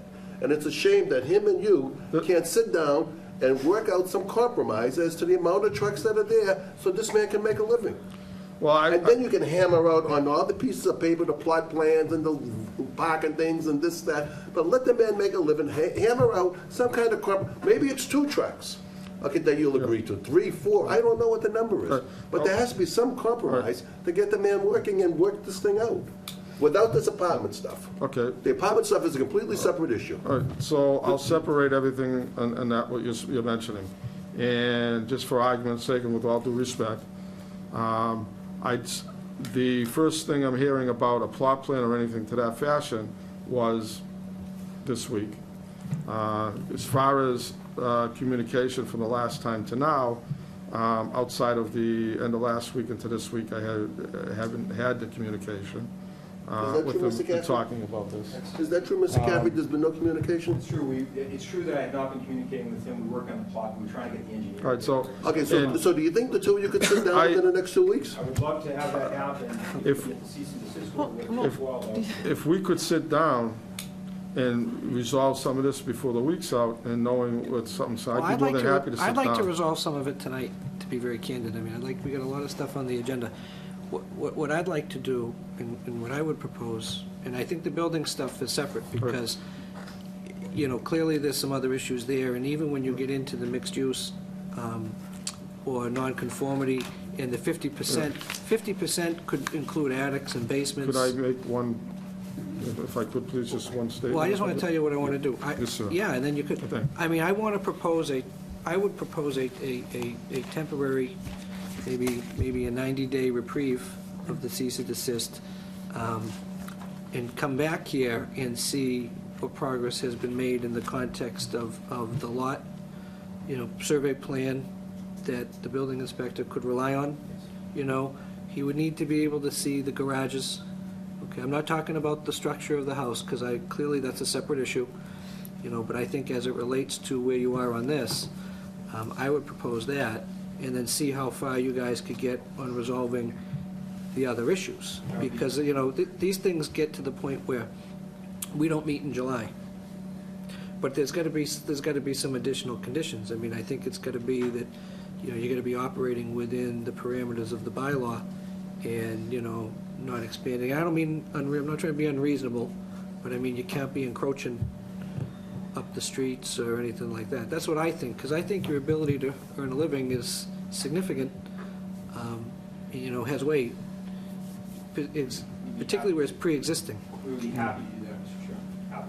But I also think there's got to be some give back to the building inspector, because he would obviously need to have some things that he can rely on in order to make his calculations. And that's just one humble person's opinion. I think we're going to have a plan within the next 10 days, according to the guy at JM. So I think we're going to be, but 90 days would be great, because that would allow me to then. We don't meet in July. So here's my issue with the 90 days. I mean, 90 days is, I think, is perfect, but I don't want to have them coming in on the 89th day and said, well, we tried, and we can't, so we're gonna come here. So I think you should actually regulate it a little more conditions, and you need to do this, Well, a condition on the 90 days. I think we need to set some checkpoints in there as well. Here's the thing. Well, we I get know- 90 days and have a review.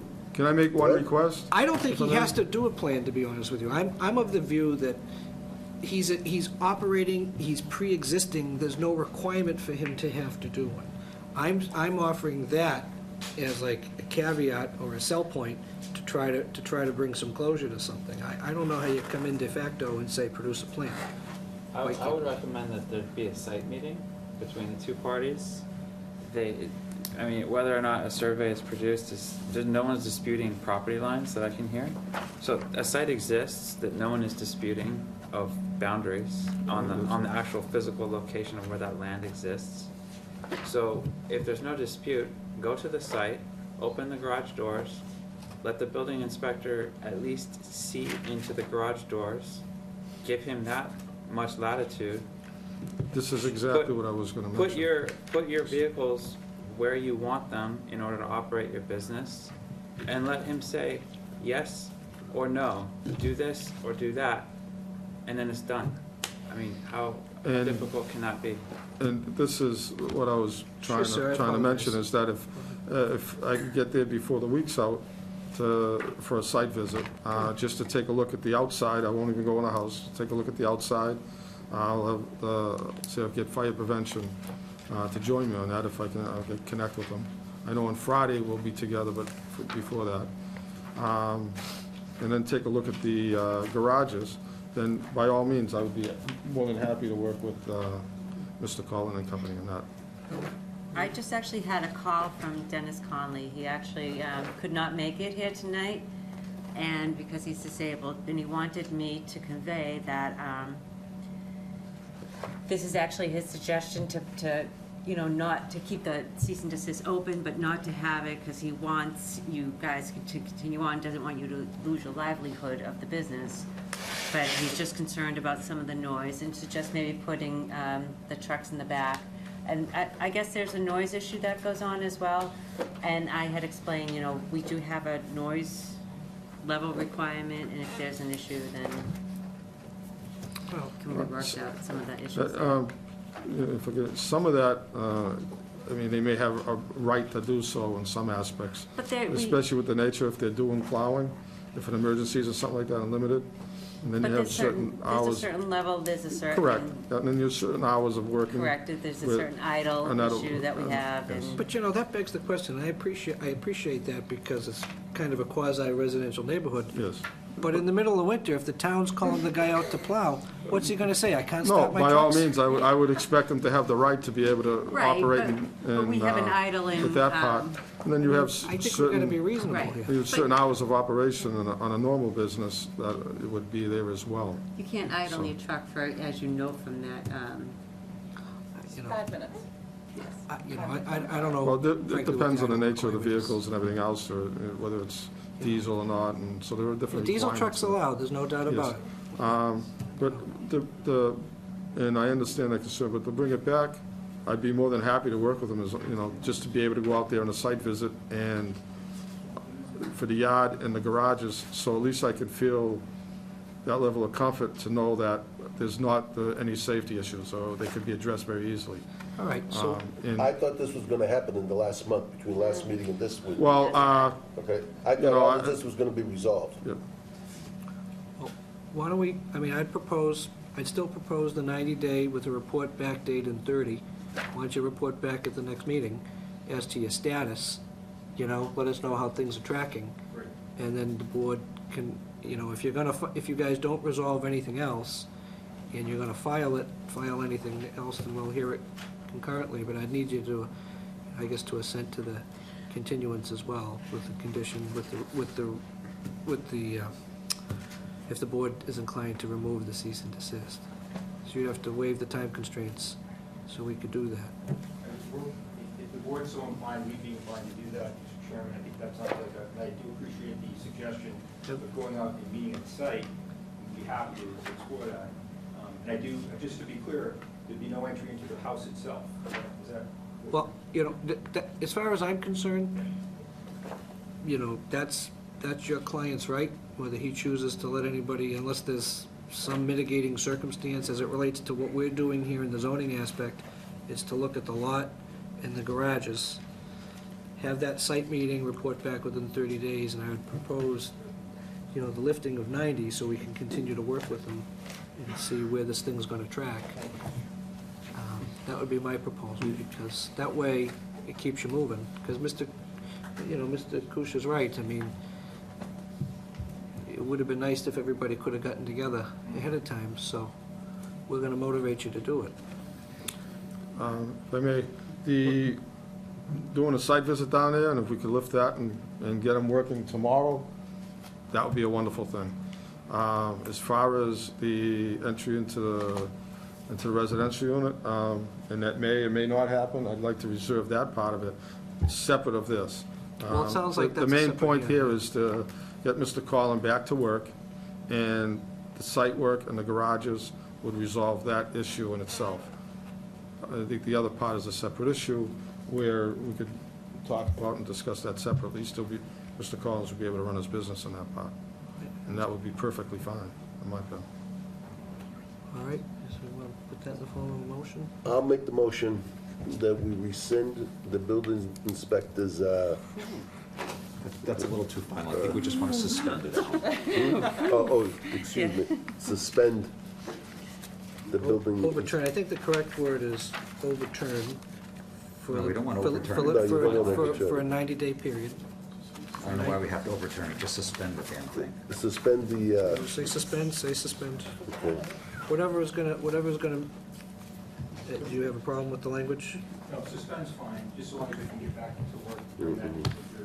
Okay. No, I agree with that, it's a very good solution. To make, that we suspend the cease and desist order with the two parties to agree to a meet sometime in the 30 days and report back to us at the June meeting.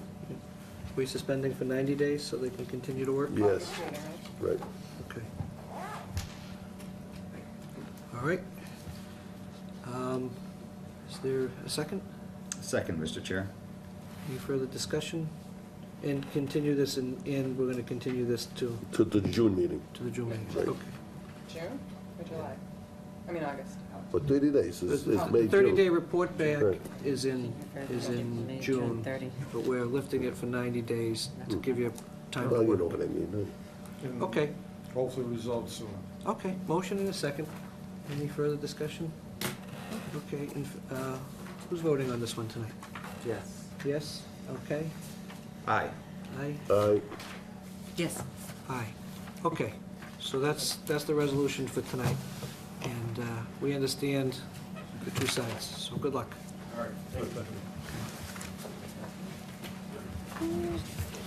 Do you need boxing gloves?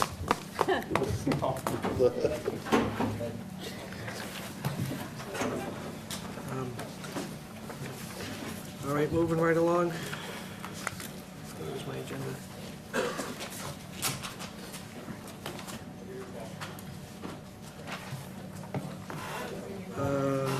Mr. Stanley.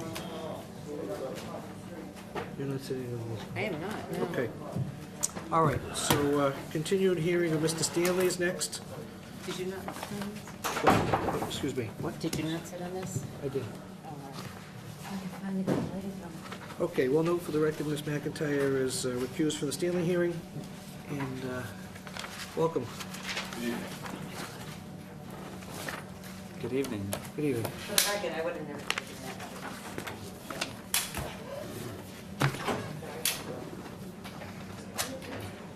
How we doing? Good. For the record, George Zamboris, Atlantic Engineering, representing Mr. Stanley. I believe you probably received it late, probably at your desk this evening. But, What did we get? Oh, this? revised plan. Did we get the calculations from Ms. Eggleston?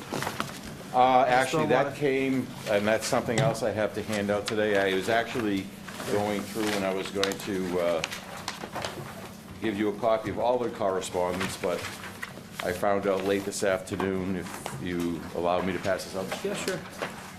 Actually, you can probably ignore everything that's on here and only look at really the first page or two, where Rebecca had indicated that Lisa has approved of everything, and the only thing she is recommending right now is that... Can you see that?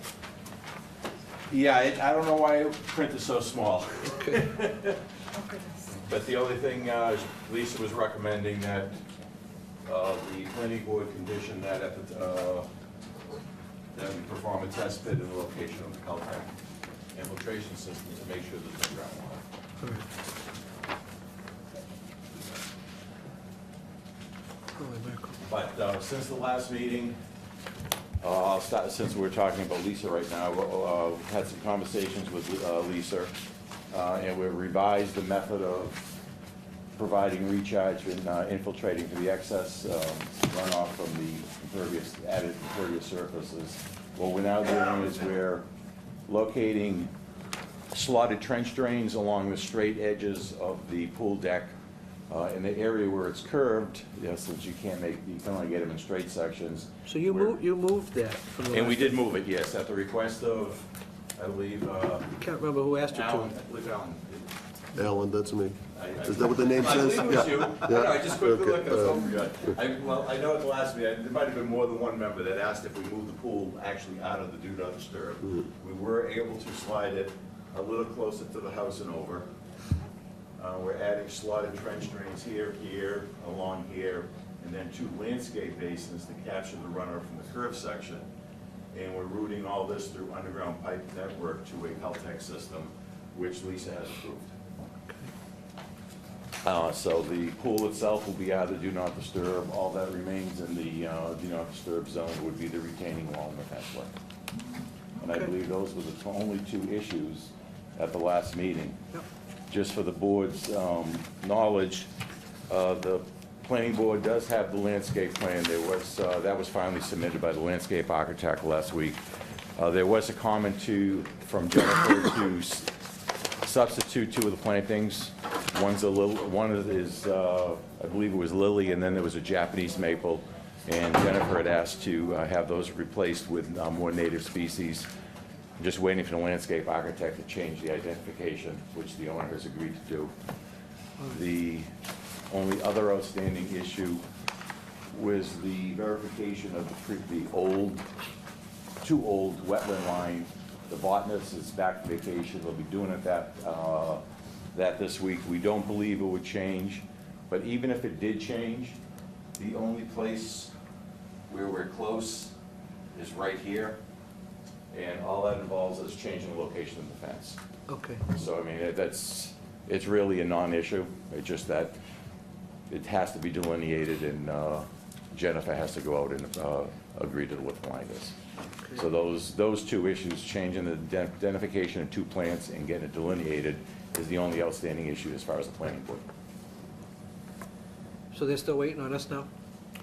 They're waiting on you because of the landscape plan. We continued the previous meeting. Their next meeting is reserved for town meeting business, so we're back before the planning board the first week in June. All right, I'm just gonna file this while people ask you questions.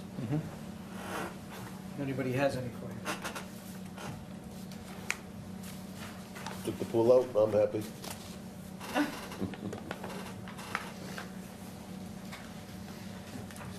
So, I'm sorry, I likely missed it in your explanation.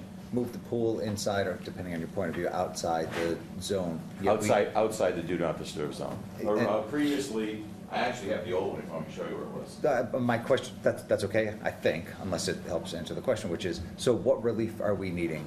That Since pool's relocated? the pool is outside, by definition, you have the retaining wall and a fence are also classified structures. Yep. So it's the retaining wall and the fence. Thank you. Yeah, no, I understand. I mean, you pulled it out of the do not disturb zone, which is really the more critical, I would imagine, of the two. So I would imagine she liked that as well, right, Ms. Ellison? Yes. Okay. Well, up until the last meeting with yourselves, the only really issue was how we were infiltrating the runoff. And that has been resolved with Lisa. Okay. All right, anything else? Nothing from me, Mr. Chair. Anybody here on this one? Okay. Well, if you're satisfied, I mean, we could close the public hearing. And Yes. I make a motion to close the public hearing? Second? all in favor? Aye. Closed? Aye. Deliberations? If any? I don't have any deliberations. Happy to make a No, motion. I'm happy. Happy to make a motion, Mr. Chair. Just to ask the question, are we adding a condition regarding the soil testing in the Caltech unit, or is we leaving that to the higher authority of the planning board? I don't think there's any harm in conditioning it since they have to do it. Fair enough, Mr. Chair. Then I will make a motion to approve the petition of Donald Stanley for property located at 58 Country Club Circle, map 64.0, parcel 0150, North Andover, Mass. 01845.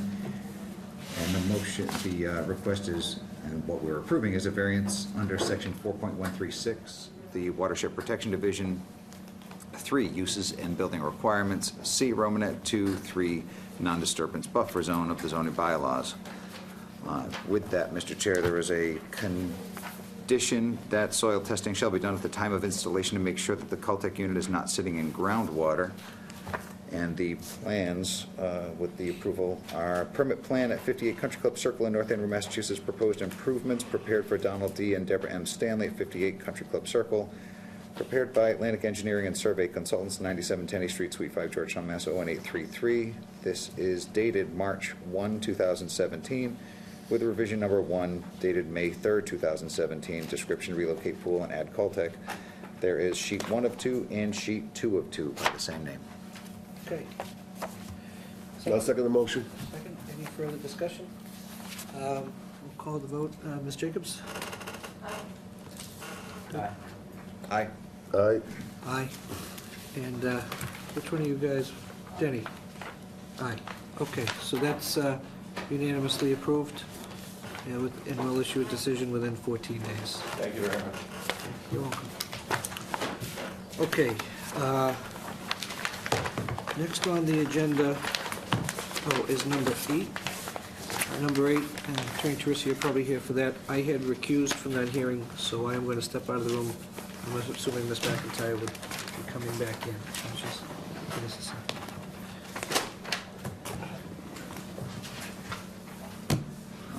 This certainly won't take long. So in the petition of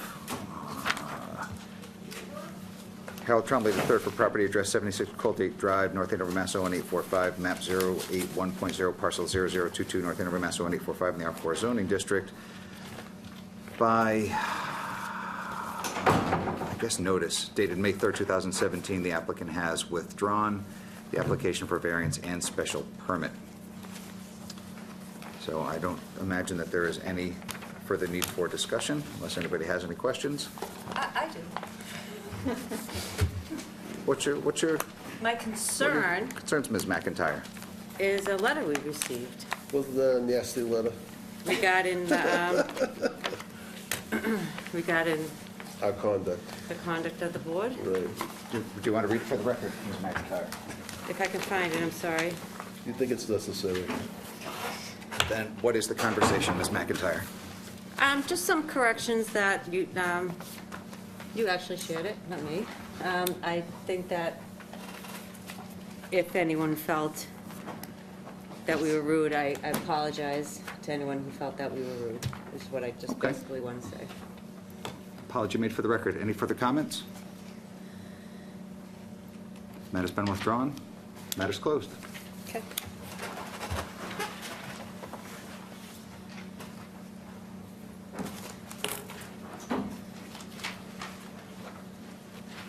Did you give him the pool? Yes, Yes, approved, okay. with conditions that we use it.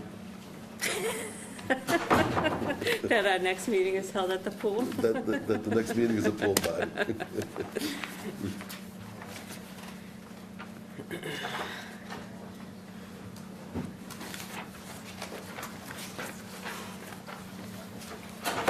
Mr. Belanger is looking for Mr. Chair. I guess Al takes suspension very seriously.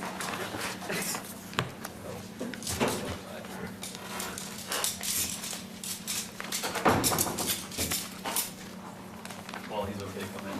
He just walked by. Seriously? Yeah. Of course. He's trying to run out.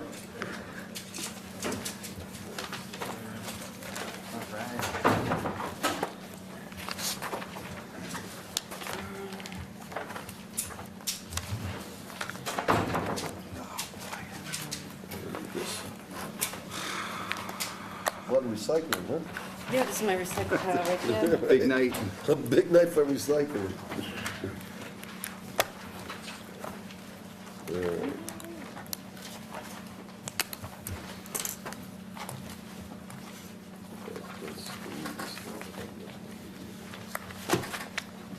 And it goes away.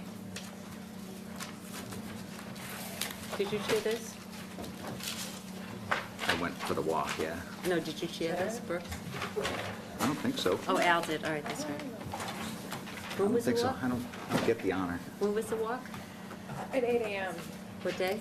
on Really? a Tuesday or a Thursday. Does it I matter? think it was a Thursday, because I was away, so it was my great birthday. Your dog was sick. My dog. April 25th. Thank you. I understand. Should we see public expressions of sympathy?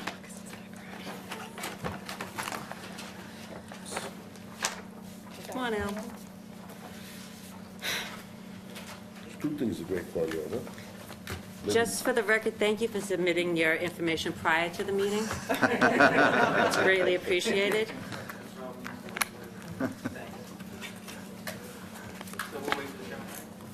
Yes. Yeah. He said he'd be ready.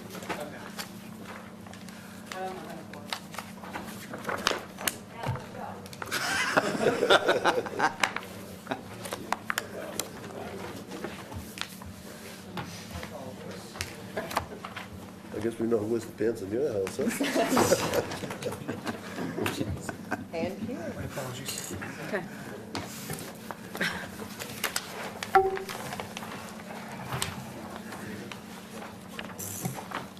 How we doing?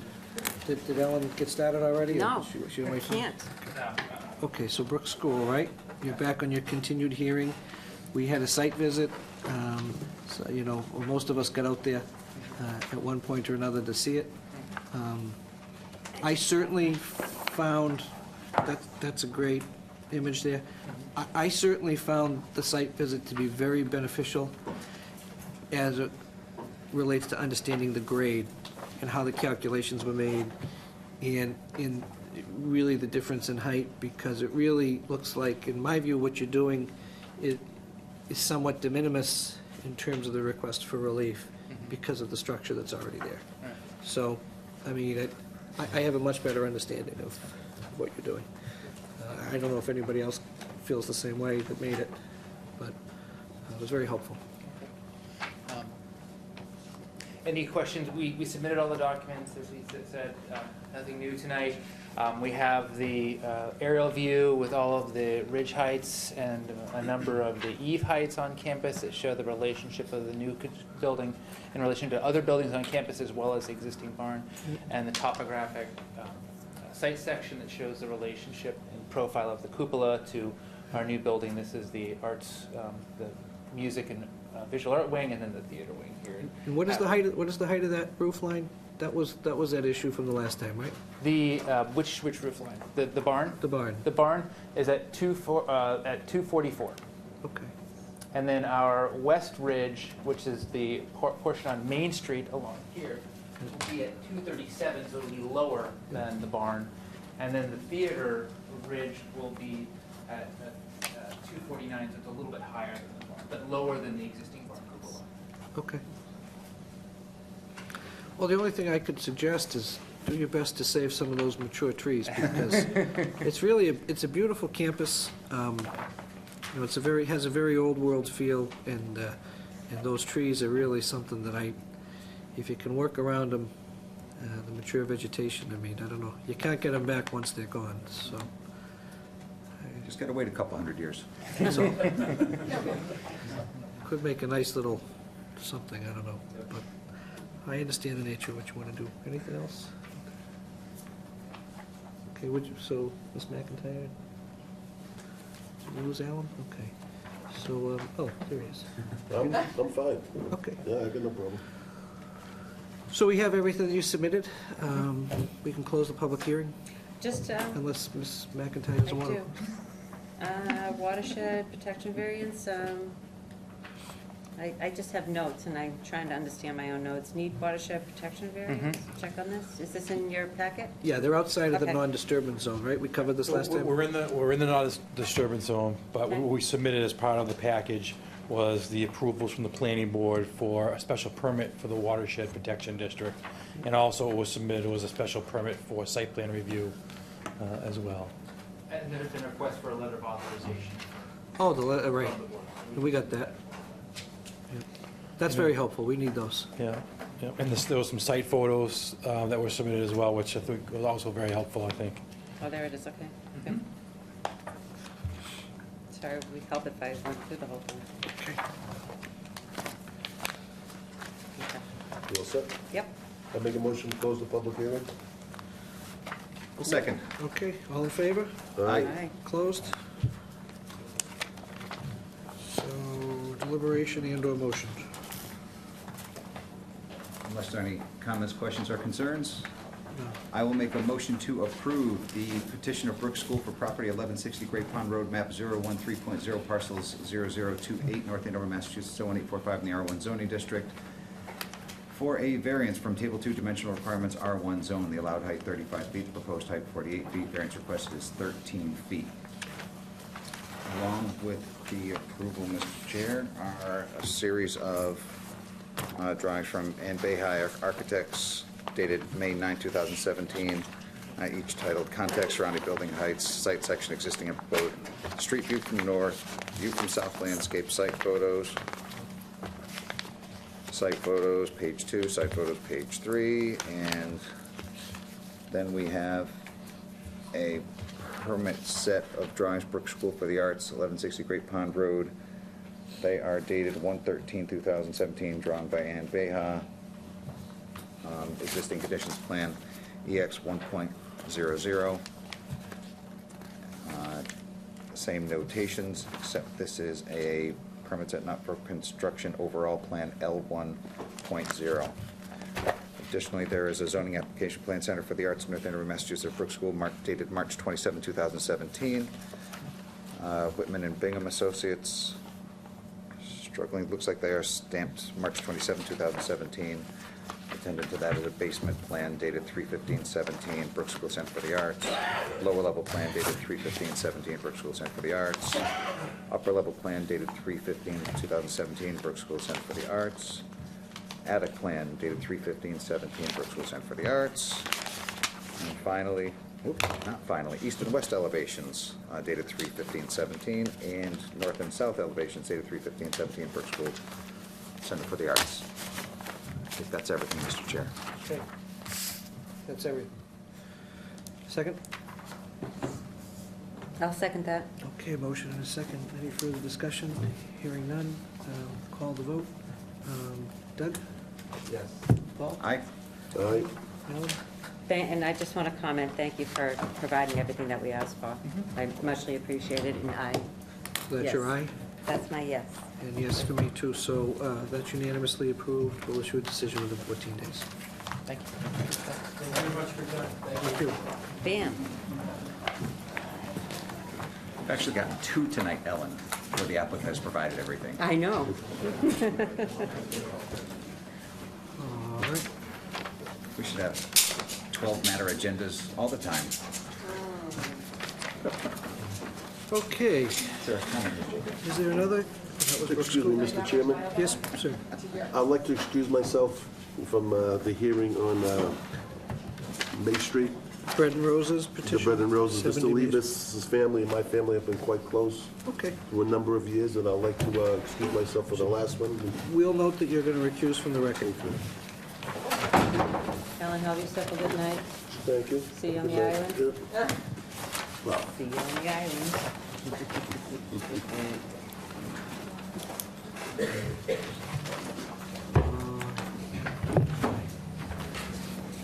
All right, so here we go. Hi there. Hello. Buckle up, it's another long one.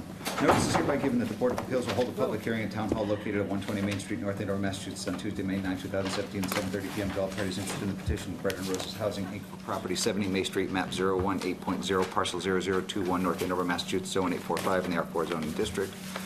Petitioner is requesting variances from Table 2 summary dimensional requirements to construct a new single-family home. Zoning bylaw, Section 7.1, lot area required 12,500 feet. Proposed 3,485 feet. Relief needed 9,015 feet. Zoning bylaw, Section 7.3, yard setbacks required front 30.0 feet. Proposed front 10.0 feet. Relief needed 20.0 feet. Required left side 20.0 feet. Proposed left side 8.0 feet. Relief needed 12.0 feet. Required right side 20.0 feet. Proposed right side 10.5 feet. Relief needed 9.5 feet. Zoning bylaw, Section 7.31, projections into front yards required front 30.0 feet, proposed 4.0 feet, relief needed 26.0 feet. Zoning bylaw, Section 7.33, projections into rear yards, required rear 30.0 feet, proposed 26.0 feet, relief needed 4.0 feet. Zoning bylaw, Section 7.2, street frontage, required frontage 100 feet, proposed 42.0 feet, relief needed 58.0 feet. Zoning bylaw, Section 7.5, lot coverage, required lot coverage 75%, proposed 44%, relief needed 31%. Application and supporting materials are available for review at the Office of the Zoning Department located at 120 Main Street, North Andover, Massachusetts, Monday, Wednesday, and Thursday from the hours 8 to 4, Tuesday from the hours 8 to 5:30, and Friday from 8 to 11:30 by order of Board of Appeals. Albert B. Manzi III, Esquire, Chairman. Okay, thank you. Welcome. Thank you. Good evening, Chairman and board members. My name is Jasenia Gill, and I am the Executive Director for Bread and Roses Housing. I'd like to say that we are supported this evening by Lori Burzloff and George Kaler from the Affordable Housing Trust, and we also are fortunate to have the support of our partner, Levis Companies, who also serves as our general contractor on all of our projects. So Bread and Roses Housing is a 501c3 organization. We do operate out of the city of Lawrence, or have an office in the city of Lawrence, but operate in the greater Lawrence area, and that includes North Andover. We currently, with 70 May Street, we have currently developed, or will have developed, 3 projects for a total of 4 units with the addition of 70 May Street. Our mission is basically to break the cycle of housing instability through affordable housing, and we do that by way of a community land trust. We are the abutter of this subject property, 64-66 May Street. So the subject property is a corner lot, and again, to the right of this subject is a property that we developed earlier last year. As I mentioned, it is our third collaboration, and we're certainly happy to be here once again. This is our first time in front of the zoning board for a project in North Andover. I think that our organization certainly has synergy with some of your existing purpose, in particular to ensure that some of the residents of North Andover on the lower tier, income tier, are able to continue to live in the community. And again, we do that through way of affordable home ownership. So we are seeking relief, as Mr. Koch Jr. had mentioned, in several of your zoning bylaw requirements. It is a small lot.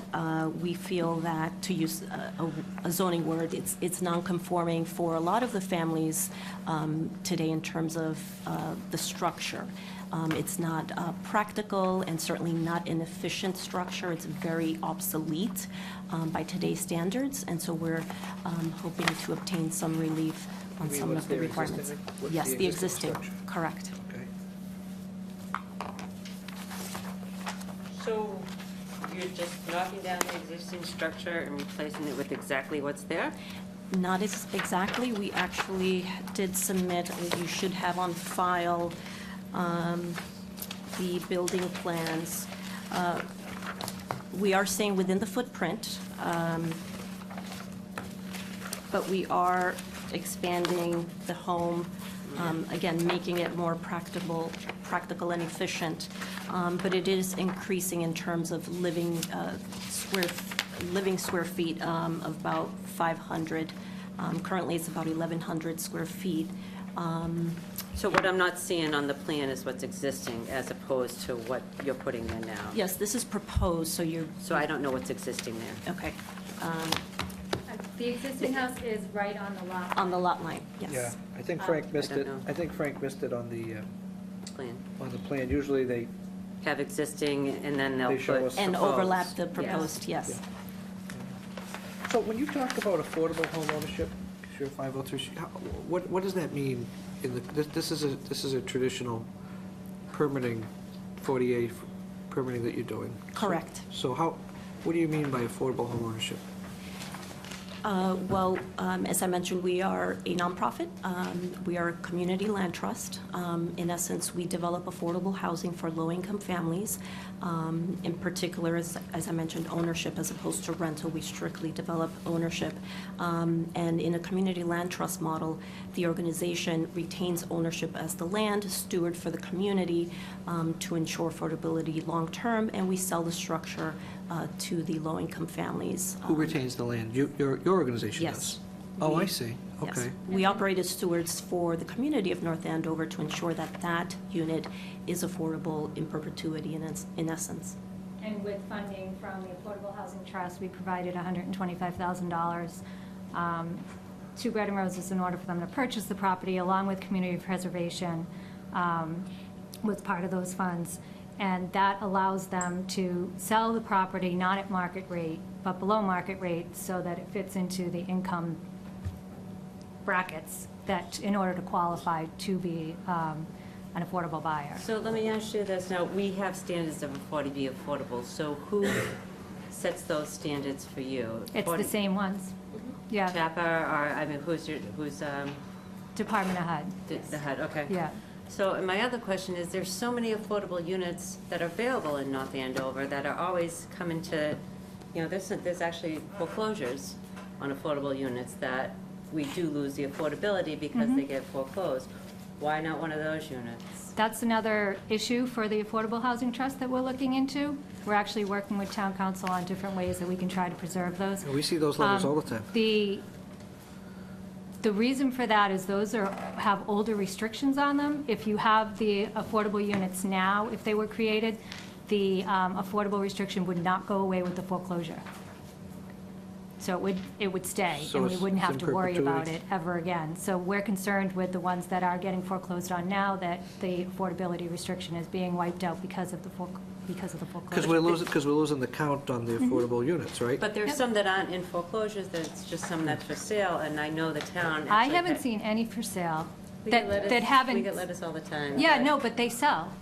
The only time we get concerned is when they don't sell as affordable. So they have 180 days that they have to market it as affordable, and then once that 180 days passes, they can then market it at market rate, and that's when we lose the affordability. As a town, we get the first right of refusal. So we see it before actually anyone sees it. So our town, that is part of our agreement, our 40B agreement, Right. that we have the first right of refusal. Right. So, I mean, it's just it's a lot of variance on this teeny small lot that you're asking for. No, we understand that. And the thing is, also just speaking outside of the Affordable Housing Trust, this is, I walk by this and drive by it all the time. It's on my way home. I'm sort of in this area, the Grogan's Field neighborhood, and it is an eyesore, and it has been for quite some time. The woman who lived there, the elderly woman, sweetheart, you know, she just couldn't keep up with it. She actually didn't live in it for the last while, a number of years she hadn't lived there. So, I mean, from our perspective as a town, looking at cleaning up properties, that's the other goal that we have as the Affordable Housing Trust, is we try to find these properties that are in disrepair, nobody's taking care of them, and we want to clean up the neighborhood. So it's sort of a twofold goal for the. I sat with George on the Affordable Housing Committee, so, the Housing Partnership for many years. So, I mean, I understand the concept of what you're trying to do. It's just, as is looking at this, it's just really hard to comprehend. Right. I think the reason too is, if you have a chance to look at it, and maybe if the existing house is shown on here, the house itself isn't that much bigger than the current one, and it actually moves it away from the lot line. So it sort of makes it a little less non-conforming, but still non-conforming. So it puts it in a better location on the lot. Otherwise, the only alternative is to just build it where it is, and it's probably not viable.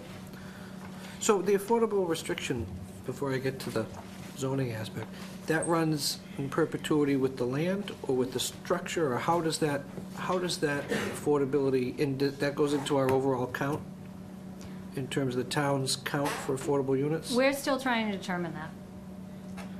We've been told we've been told yes and we've been told no. So we're still trying to determine whether it goes to the count. Yeah, because that's something well, you know, I don't know if it's completely relevant to the soils and your design, but it is something that would be interesting to know, because that's something that's always bothered me for a while, you know, with some of those foreclosures, that we lose the affordable count, and then it's sort of like this, we're in this continuing cycle of never hitting the 10% because we're losing so many, and Yep, we with the agree. growth rate. So how would, I can't answer that part, but I can certainly. what would be the issue, like, I apologize, how would we determine whether it would count or not? Like, who makes those decisions? Well, I've been talking to town council about it, because we were told, I don't know, last year, George, you might know better than I, George was the chair before I was. Yeah. We were told that ours did not include it in the count because we have a specific restriction that it is, well, not restriction, but in order to qualify, it has to be, you have to be a North Andover resident or work in North Andover. So we have a preference, a local preference. And the Affordable Housing Trust was very adamant about having that preference, even though we wouldn't get that one house counted towards our count, because our purpose is to provide housing to North Andover residents or their employees. So I see. that was what we were told, and then when I brought it up with town council, she wasn't sure if that was correct, and I just haven't followed up with her on that. All right. Well, that's helpful, I understand. The restriction does run with the land, so it is in perpetuity, and we do receive the first right of refusal to purchase a property if at any point in time the home buyer wants to sell for any reason. We then make it available to the next low-income home. And what happens if your agency doesn't want to have title to the land anymore? Then what happens? Well, it's also restricted through the Affordable Housing Trust, and so at that point, I believe that the documents defaults to Does the it- Affordable Housing Trust to make a decision. Does the town get a first right of refusal on the land? I don't think. If you're selling the documents are structure and we're structured. keeping the land, you know what I mean? Like, how do we determine, for example, if property's in 61A, for example, and, which is its own statute, and then it's gonna come out of 61A, the town has 120 days, I think, to exercise their first right of refusal, and we get the notices on the other units. How would this work? It isn't currently structured? that No, way? because they have it for 99 years. We have a 99-year ground lease on every property that we develop. You have it's a ground lease? It is a ground lease. I'm confused. Who has title to the land? Bread and Roses Housing has title to the land. And if Bread and Roses doesn't want to own the land anymore, can you sell it to anyone, or do you have a first right of refusal to the town or the town's agents? Good question. I don't Yeah, know. because I apologize that I'm not remembering every provision in the Affordable Housing Trust That's okay. restriction to us. So, absolutely, George. Sure. There will be provisions in the deed for what happens if Bread and Roses goes out of business. Now, I don't know if Bread and Roses has a policy. It sounds like they don't. In other words, it could change from deed to deed. But there would be provisions in the deed that says if Bread and Roses goes out of business, the land reverts to, and it could be another community trust. It could be the town, I guess, right of first refusal. That would have to be negotiated at some point. Negotiate with whom? Well, with Bread and Roses, I mean, Bread and Roses is gonna be in control, and they're gonna control the deed. Well, you already own it, but you're Yes, not. and you there's have no title to the provision in our property. deed that accounts for a default. I think moving forward, it would just, the Affordable Housing Trust and Bread and Roses Housing would probably need to include that if you deem that's necessary in our restriction to the town. Well, that's interesting, so I don't know, I guess that was something just as we talk, I'm just trying to understand your project, and it It's a sounds great like question. It sounds like a good project, you know. I understand what you want to do, because the property looks like it's in tough shape. It has been for some time. It's been a blight to that area for a few years. But the variances are significant, so how do we get over the variance hurdle? Well, I think that the structure itself, as I mentioned, is really obsolete. If we had to build, tear down what's existing and build in that very same footprint, it would be, it wouldn't be efficient for today's families. I think that, as you mentioned, it's just a very small lot. And to really maximize for a family to live there, we would just, we would definitely need some relief. And unfortunately, it's quite a bit of relief because it's a small lot. We can't change, certainly, the size. And there's two plans, I have two plans. Is one Yes. meant to supplement the other? Because I see different. The one driveway that and you're parking. should look at with the U-shaped driveway is really our preference. I think with this U-shaped driveway, it covers two things. It allows us to maximize the yard space. In addition, this property, as I mentioned, is a corner lot. And if you're familiar with May Street, it does kind of curve. And so it's also an issue of safety if the homeowners are backing out and someone's coming around the curve, which is a little bit of a blind, somewhat blind curve, that could cause issues in the future. So it's the first plan is the preferred plan. And the backup plan includes the two how many parking bedrooms? spaces How towards many the back bedrooms? of the property. How many bedrooms? I'm not seeing like a house-type plan that you have that has kind of like a layout of the... You should, I did, Is it in here? yes, it's 3 bedrooms, 2 baths. Oh, here it is, I'm sorry. So that's 3 bedrooms is how many spaces? Pardon me? How many parking spaces is that? 2 parking spaces. Per bedroom?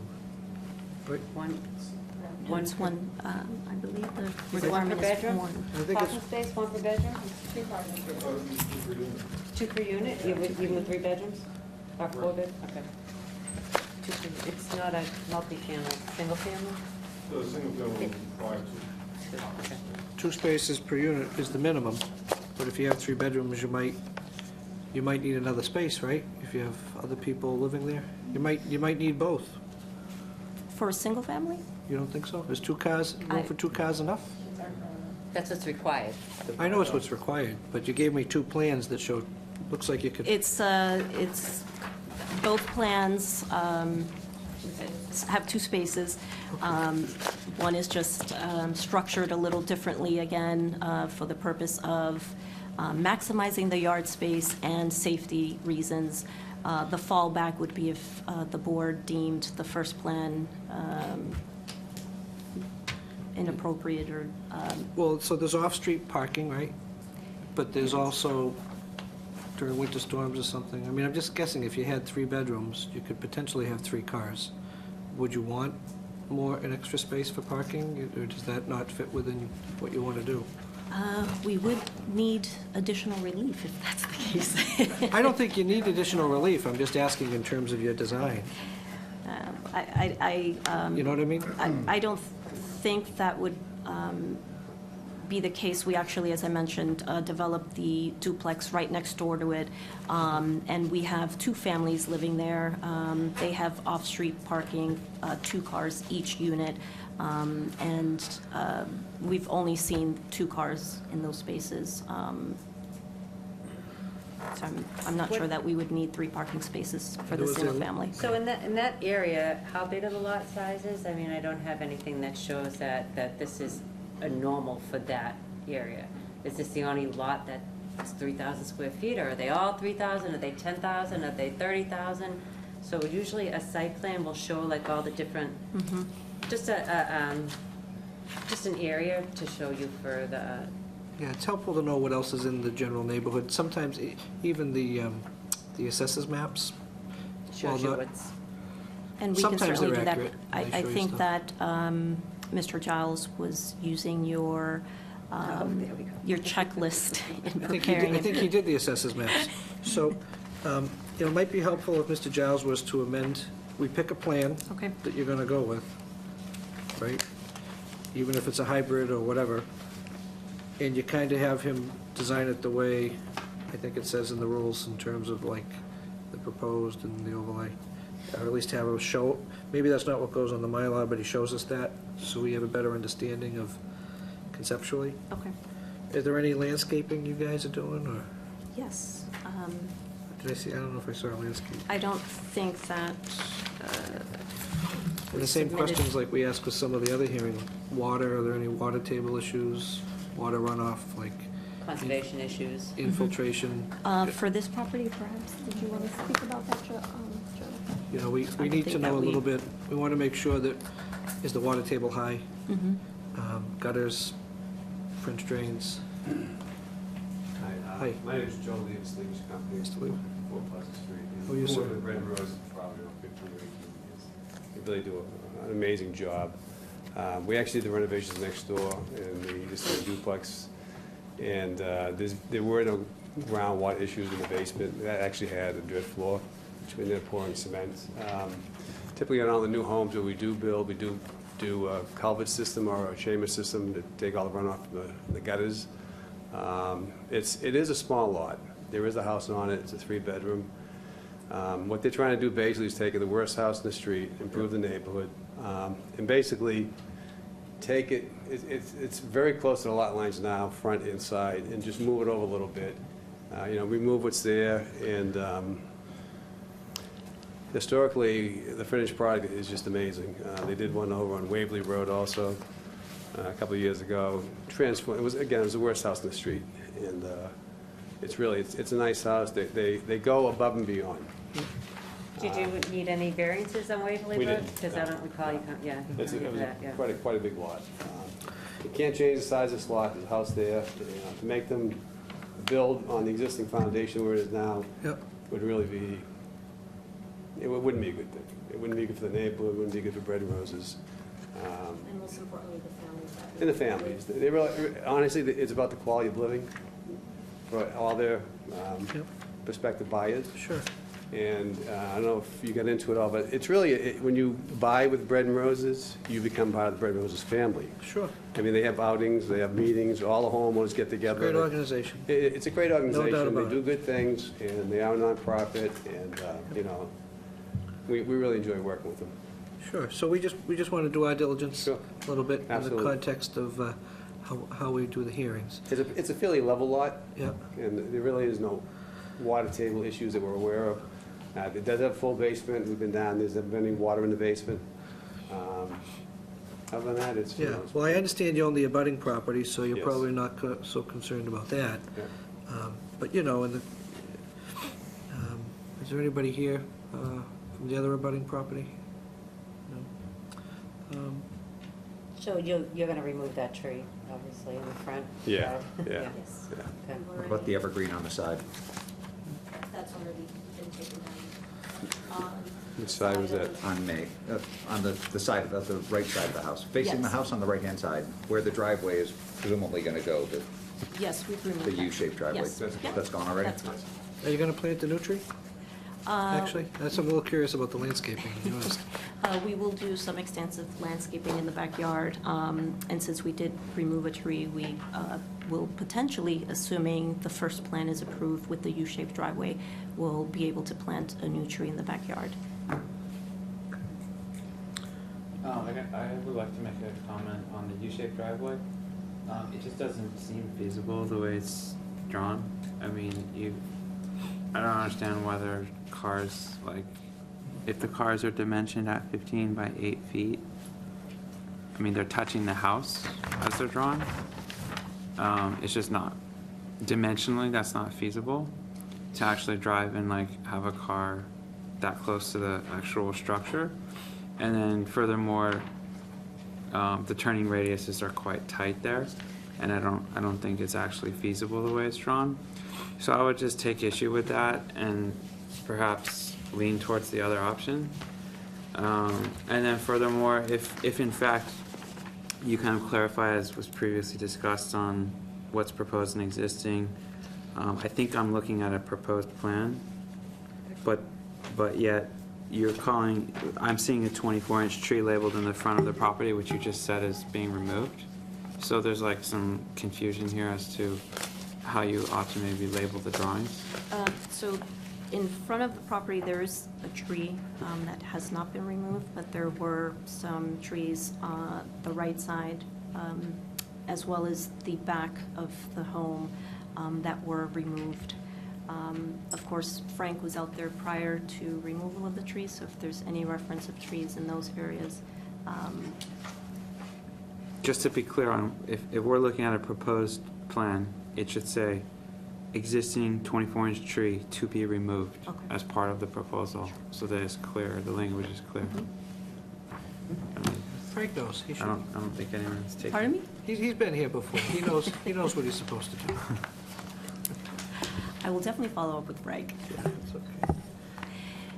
If I could just, again, make a comment regarding, I understand it's a lot of variance to ask for, but the way I'm looking at it in my mind is, what's there is not conforming.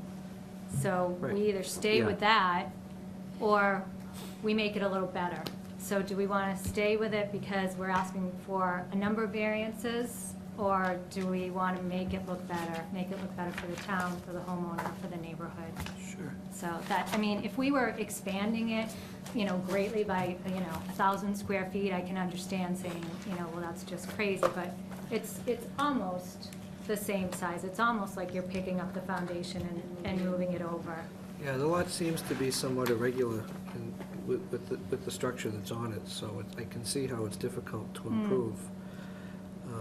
1,500 square foot home, 1,536? Well, that's why we need to kind of, I honestly haven't had a chance to go by. I'd like to go by and see it. I'm very interested in, in the totality of the application as it relates to the language for the land, so if Bread and Roses is in fact going to transfer a title or go out of business, that there'd be a provision that it would revert, the town would at least get a first right of refusal, or some sort of provision back to the town of North Andover and/or their designee, the Affordable Trust. I mean, something that would ensure that the town's investment is somewhat guaranteed or protected as it relates to this kind of project. Because I think maintaining the affordability with the structure is important, but also trying to maintain the affordability as to the land is equally as important. Do you have some type of boilerplate deed that you have that you can present to us as well, that We have the ones that we used on Main Street and Waverly Road. that will give us an example of how your deed is restricted and a basic? It's kind of unique, selling the structure, keeping the land. Yeah, I mean, the restriction is to the land, not to Bread and Roses. So even if Bread and Roses goes away, the restriction's not going anywhere. So, because the it's deed to the will be the land, same it's as gonna the- run with the land. So the deed that you would present would be the same as the house that you did next door? Correct. So you would use the same restrictions on this lot as you did prior? So if you presented that to us, I mean, you Yeah. can even like block out or whatever. It's public record, so. Well, particularly, I That would mean, I help guess us I'm interested understand with, as a board. if there's some gray areas to Some the restrictions. affordability in terms of what the North Andover preference, I mean, Oh, as far as whether it will count? I just kind of look at the totality of it, so I just raise it in terms of, is there an opportunity for the town to make sure that interest is protected? Al, I honestly don't think it's part of the affordable because of the restrictions related to the deed and the Okay. house and the land, because the state has different requirements than, So if the town has a first right of refusal, if the land is Right. going to be sold, maybe that's sufficient, to make sure that somehow the investment is. Right, and if we were protected. doing, a 6, 7, 8 unit project with Bread and Roses, then we would rethink that, because then that's, a larger number that we would want included, but we're doing these one house at a time. It's not gonna have a big impact on our 10%. But it'll add up, do Yeah, right. because if you model, If we out. continue, which is why I haven't followed up with town council, but we're trying to figure out Sure. if there's a way around. But I do think you're right, we've heard it from a couple of people that it doesn't count when you have a local preference. Same thing if we wanted to do it and have the preference be for veterans, which is Sure. another one of our projects. So maybe a first right of refusal back to the town or their trust is sufficient, where maybe it doesn't count, but Right. that's the bargain, there might be wording if you did that it could be included if you have the first right of refusal. But I think because the HUD and the chapter We could- regulations you can't discriminate again. It's a discrimination Right, issue. well, and that's the key part Right. that town council brought up, was that we're not discriminating. Correct. So there's a chance that it could They count. might. She just needs to look They into might. it more. Sure. Depending on what day you present it to the state. It's like competing interests. It's like competing interests, so, all right.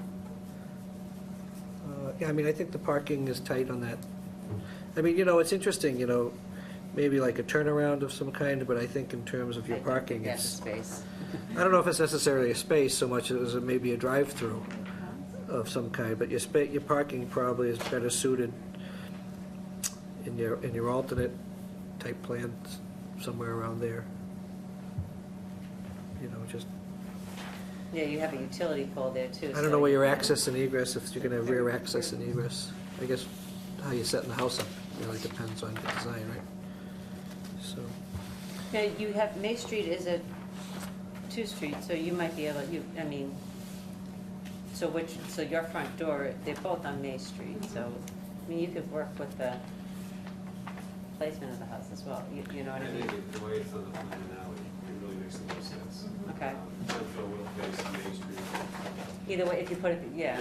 no matter what, Yeah. or if you had a longer ramp. and it's oriented with all the other houses, I mean, in terms of your placement, so that's why it's sort of so close to the Oh, front. so everyone's on So that it's- side, everyone's front door is on that Yes. side? Yeah. Yeah, the street ends Oh. once you get past this lot. Okay. So if you turn the house, it would be the only one Yeah, Cross Street facing. is the only house. Yeah, it's right across Okay. from the other. Oh, yeah. I must have missed this one. Yeah. So, So what's next to it? Is that an empty lot? behind it? Or is that some? No, it's the next street over, the house that's in backyard. What street is it? Oh, May Street. that goes with Belmont Street House. Oh, okay.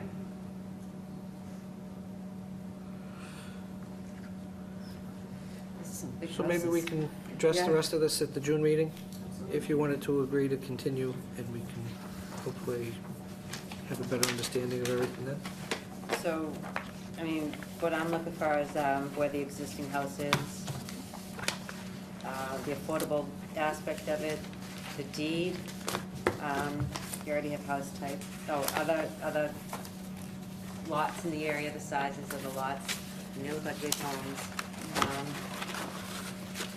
The parking issue, landscaping, need house type plans. Water, if any, water runoff, if any, whatever those designs are, in terms of how you're spec'ing that, you know, because we look at that on all of them, particularly where you're not going anyplace else.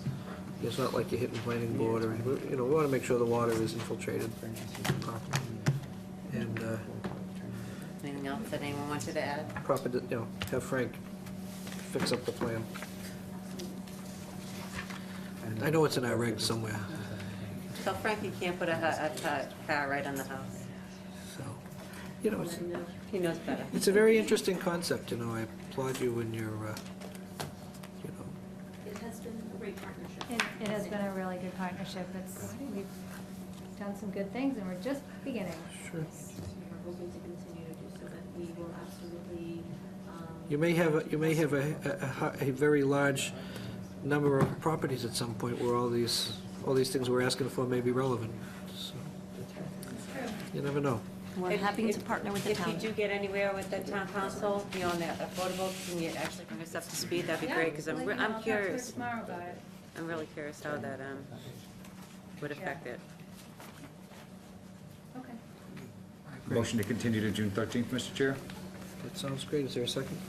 I'll second that. Okay, in favor? Aye. Okay. Thank you for your continued. time. Thank you. There'll be, just tomorrow, sign the form for Merrill. Okay, and, all right, the last one, so the next one on our agenda is number 11. There's a public hearing for, I'm actually not sitting on this one either. I'm not gonna sit on this one. Do you want to chair it? Let me sit on this one. I'll chair it, yeah. Okay, next on the agenda is the public hearing for TKZ LLC. I'm going to recuse from this hearing, and Ms. McIntyre can chair it. Thank you. Notice is hereby given that the Board of Appeals will hold a public hearing at Town Hall at 120 Main Street, North Andover, Massachusetts, on May 9, 2017, at 7:30 p.m. to all parties interested in the petition of TKZ LLC, located at 1665 Great Pond Road, map 062.0, parcel 0012, North Andover, Massachusetts, 01845. The applicant is requesting a variance pursuant to section 4.136.3.c. Romanet 2.3 for construction of an in-ground pool in the R1 zoning district. Variance is requested under section 4.136 Watershed Protection Division 3, Uses and Building Requirements, C Romanet 2.3, Non-Disturbance Buffer Zone of the zoning bylaws. Application and supporting materials are available for review at the Office of the Zoning Department located at 120 Main Street, North Andover, Massachusetts, Monday, Wednesday, and Thursday from the hours 8 to 4, Tuesday from the hours of 8 to 5:30, and Friday from 8 to 11:30. Prior to the Board of Appeals, Albert P. Manzi III, Esquire, Chairman. Yeah. Okay, thank you very much. Tom Zarico, for those of you who haven't met me. Yeah, it's been a while, I know. not Tom? I don't appear in front of this board very often, but we have concurrent applications regarding this proposed project in front of the Planning Board and in front of the Conservation Commission, although that doesn't relate specifically to the pool at this point. We've gone through an outside consultant review with the Planning Board regarding the proposed pool, as well as the patio, as well as the proposed repaving of the driveway, the existing driveway in front of this house. If you recall, this was a house that had existed, was built in the 50s originally. we took that house down and rebuilt this existing new dwelling in its place. Much of the work on the site was previously approved. This pool is the only real addition to that originally approved plan. We've gone through the outside consultant review. There was no issues that were unresolved. You should have that follow-up information in your packages. I submitted that to Merrill some time ago. The proposed pool and patio has an infiltration trench, as is typical in this kind of an environment. We had a lengthy discussion with the planning board regarding this installation. There was no discussion about any opposition to the pool. They withheld or left the hearing open until this board made their decision. If you look at the plan, you can see that the pool cannot be removed or pushed back further out of the non-disturbance zone. The arrowhead shape of the lot, as it goes to the back of the lot, it becomes pretty narrow. And then once it gets outside of the non-disturbance zone, there's a 4-foot retaining wall, and then it proceeds at a pretty steep grade up beyond that. So the topography, as well as the setback issue that would result if we pushed it further back in the lot, precludes doing that. That's really it. It's a relatively simple concept. It's really a question of what questions you might have. What's the pool? It's not vinyl, I assume. I'm assuming it's a gunite. Is it called gunite? I wasn't going to put in gunite, no. No. No, it's It's a gunite. It's a gunite, yeah. Apparently I don't have a pool. Well, it's a relatively small proposed pool. It's 14 by 24 feet. So it's relatively compact. Wasn't intending Just like it a to be unit, like a fiberglass unit? that Yeah, you- or even vinyl lined. Yeah. I don't know if that has any bearing on the. I was just curious. The gunite is extremely expensive. We've done 3 or 4 of those over the years. Many of them, in fact, all of them that we've done for those pools have been in the watershed protection district as well. So, They're beautiful pools. yeah, they are. And you never have to replace a liner. Does the board have any questions? What is the proposed patio? Is it impervious or pervious? It's impervious. In fact, that was I guess a relatively brief discussion with the planning board, with the outside consultant. It's intended or expected to be a stamped concrete, and that's why rather than using a pervious paver, which pervious pavers have some long-term issues in terms of maintenance, in terms of durability. And that's why we put in the infiltration trench around the entire perimeter of the pervious areas to pick up all of the drainage and all of the runoff, and that was reconfirmed by the outside consultant in addition to Andover consultants. So, now this letter, the 26th from town planner, they only talk about the driveway. You said they weren't aware of the pool, or is... I'm sorry, what was that again, Ellen? This letter dated March 26th for town planner. Rebecca Oldman? Yeah. Oldham, I'm sorry, excuse me. Only talks about the driveway, so you said the pool was not in the plans as of yet, or? No, the letter, you talked from the outside consultant? Is that? Town of North Andover, Division of Public Works, John. Oh, from John, yeah. The DPW has to issue a driveway permit even Okay. for a repaving of an existing driveway. John Borghese, who's the DPW engineer, his comments were strictly about the driveway because that's all that they have any jurisdiction over. So you just added it for our reference? Absolutely, yeah. Okay. I mean, as I went through this, because we have 3 concurrent hearings here, conservation is only involved again because of the driveway. I just thought it was important to keep each board informed of every dialogue that was going on. I mean, Why would you want to do that? crazy.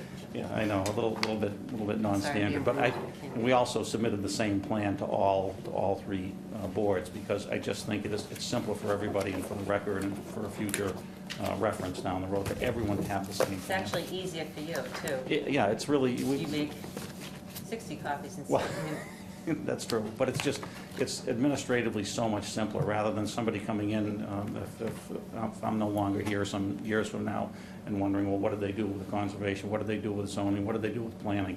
The plan is all the same, and I think that's to everybody's benefit. What's the town own next to it, as in abutter? The town owns the, Parcel 19? that's the parcel that is two parcels to the right, abutter to abutter, in terms of notifications, where the Race Pond pumping station is. Oh, okay. So, and they own all of that property around Race Pond. Anyone else have any questions? You two are quiet over there. Just want to... You're not giving us a chance to talk. I am now. Oh, come on. Don't be rude. Okay. You guys good? Yes. Is there any, I'm sorry, Tommy, you all set, or just... Yeah, I was really just, if there's, it's relatively simple, as I mentioned. It's really just, if there's any questions that I can answer or anything I can elaborate on. We have some people here. Did anyone want to speak for or against this? Or if you want to, you do have to come up to the podium or the table and your name and address for the record.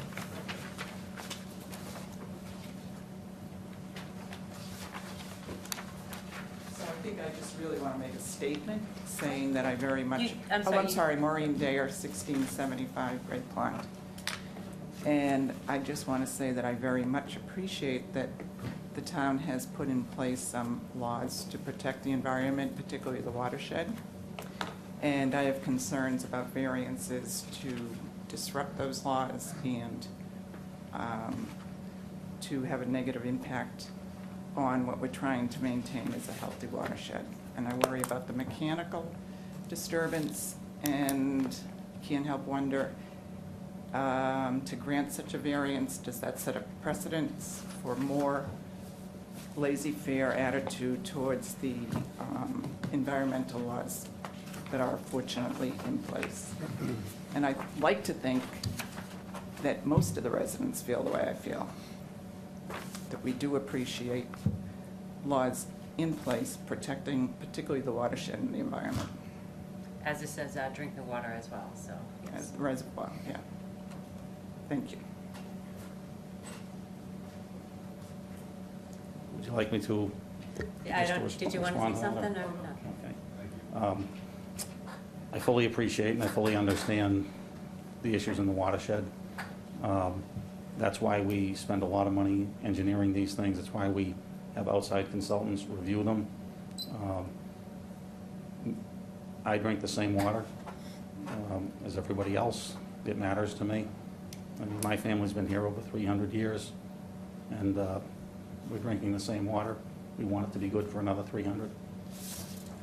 So was it that, how are you safeguarding that it is protected? I mean, I know you have an outside consultant, but how are you safeguarding as a developer that that is protected?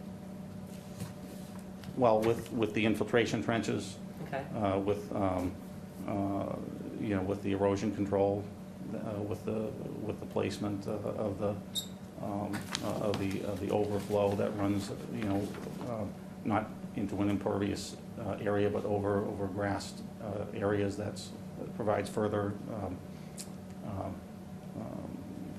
you know, treatment of any excess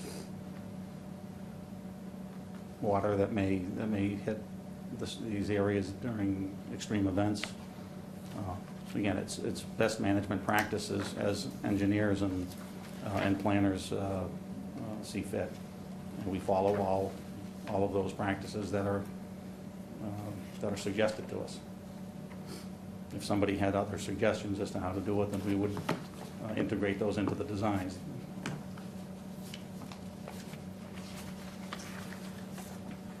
Do you guys have comments? Anyone else? I mean, I appreciate the minimal scale of the pool that's being proposed. I think is kind of aligned with what one could expect after approving a dwelling in this location. So it seems reasonable in scale and intent, given the kind of precedent that there's a house on this site within the non-disturbance.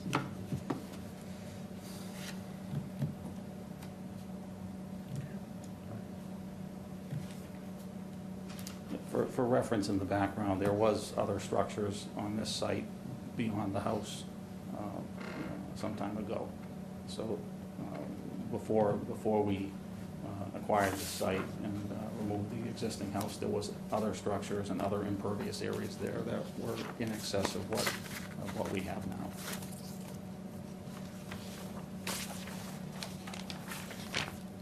All right, Okay. I'll entertain a motion. Motion to close the hearing, the public hearing, Madam Chair. I'll second the motion. All those in favor? Aye. Okay. Probably the only commentary that I would offer, Madam Chair, is to address the commentary from the gallery, which was, perhaps I'll just do a little bit of informative. There is not a laissez-faire attitude toward the environmental laws. What the applicant has to go through is a conservation commission, a planning board, and this zoning board, all of which examine the application and examine the impacts and do everything under the sun in order to ensure that there is mitigation, and so therefore little or zero impact on the drinking water supply. There is kind of a zero tolerance effort in those regards. So to the extent that you think that an approval of this from this board is anything other than studied and measured, I just want to try to educate you and suggest to you that we've been through any number of these. This is not an offhand kind of board. This isn't a board that just rubber stamps every application that comes through. There is an effort to work with applicants, particularly applicants who come to the table with an application that addresses in advance the known concerns that the community, that the legislators, and that the board, individual land use boards have, which is to ensure that there is little or no impact.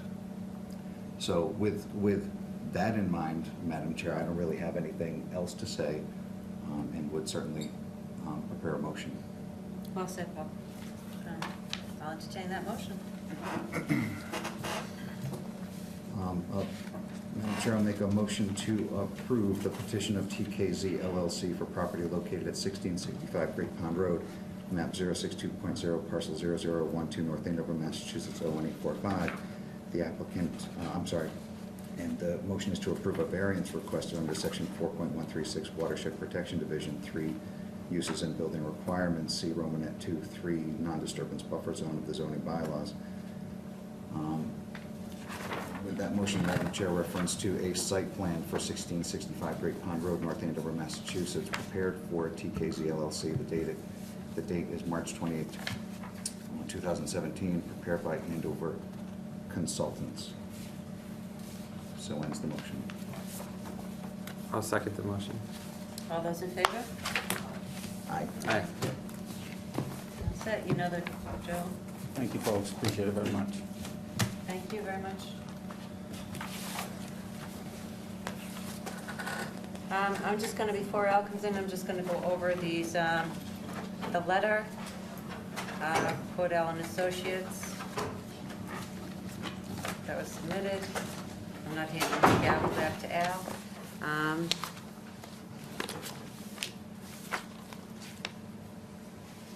This is actually a sale of a real estate of an affordable housing unit. We don't ever get those. Oh, this is actually a foreclosure. Yeah, we still don't ever get notified. And the other one is a warrant article discussion, which, given the time of the day, I don't think it's necessary to do a warrant article discussion, unless I had Merrill give you two handouts. Number one would be in the article, so if you want to enjoy them at your leisure, and a handbook that was presented to you. It's actually good reading as well, a 40B handout that you might want to take a look at. Indeed. So a couple of good readings. Why would we need to look at the 40B handbook, Madam Chair? You know, it's a good reference book to look at, and you don't know if there's one coming down the pipeline. So it's a good reference to have, and, or if you don't read it, you can just put it with your files. Or fireplace? So, motion to adjourn. Do we need Mr. Chair for this? No, motion to adjourn. Second that motion. All those in favor? Aye.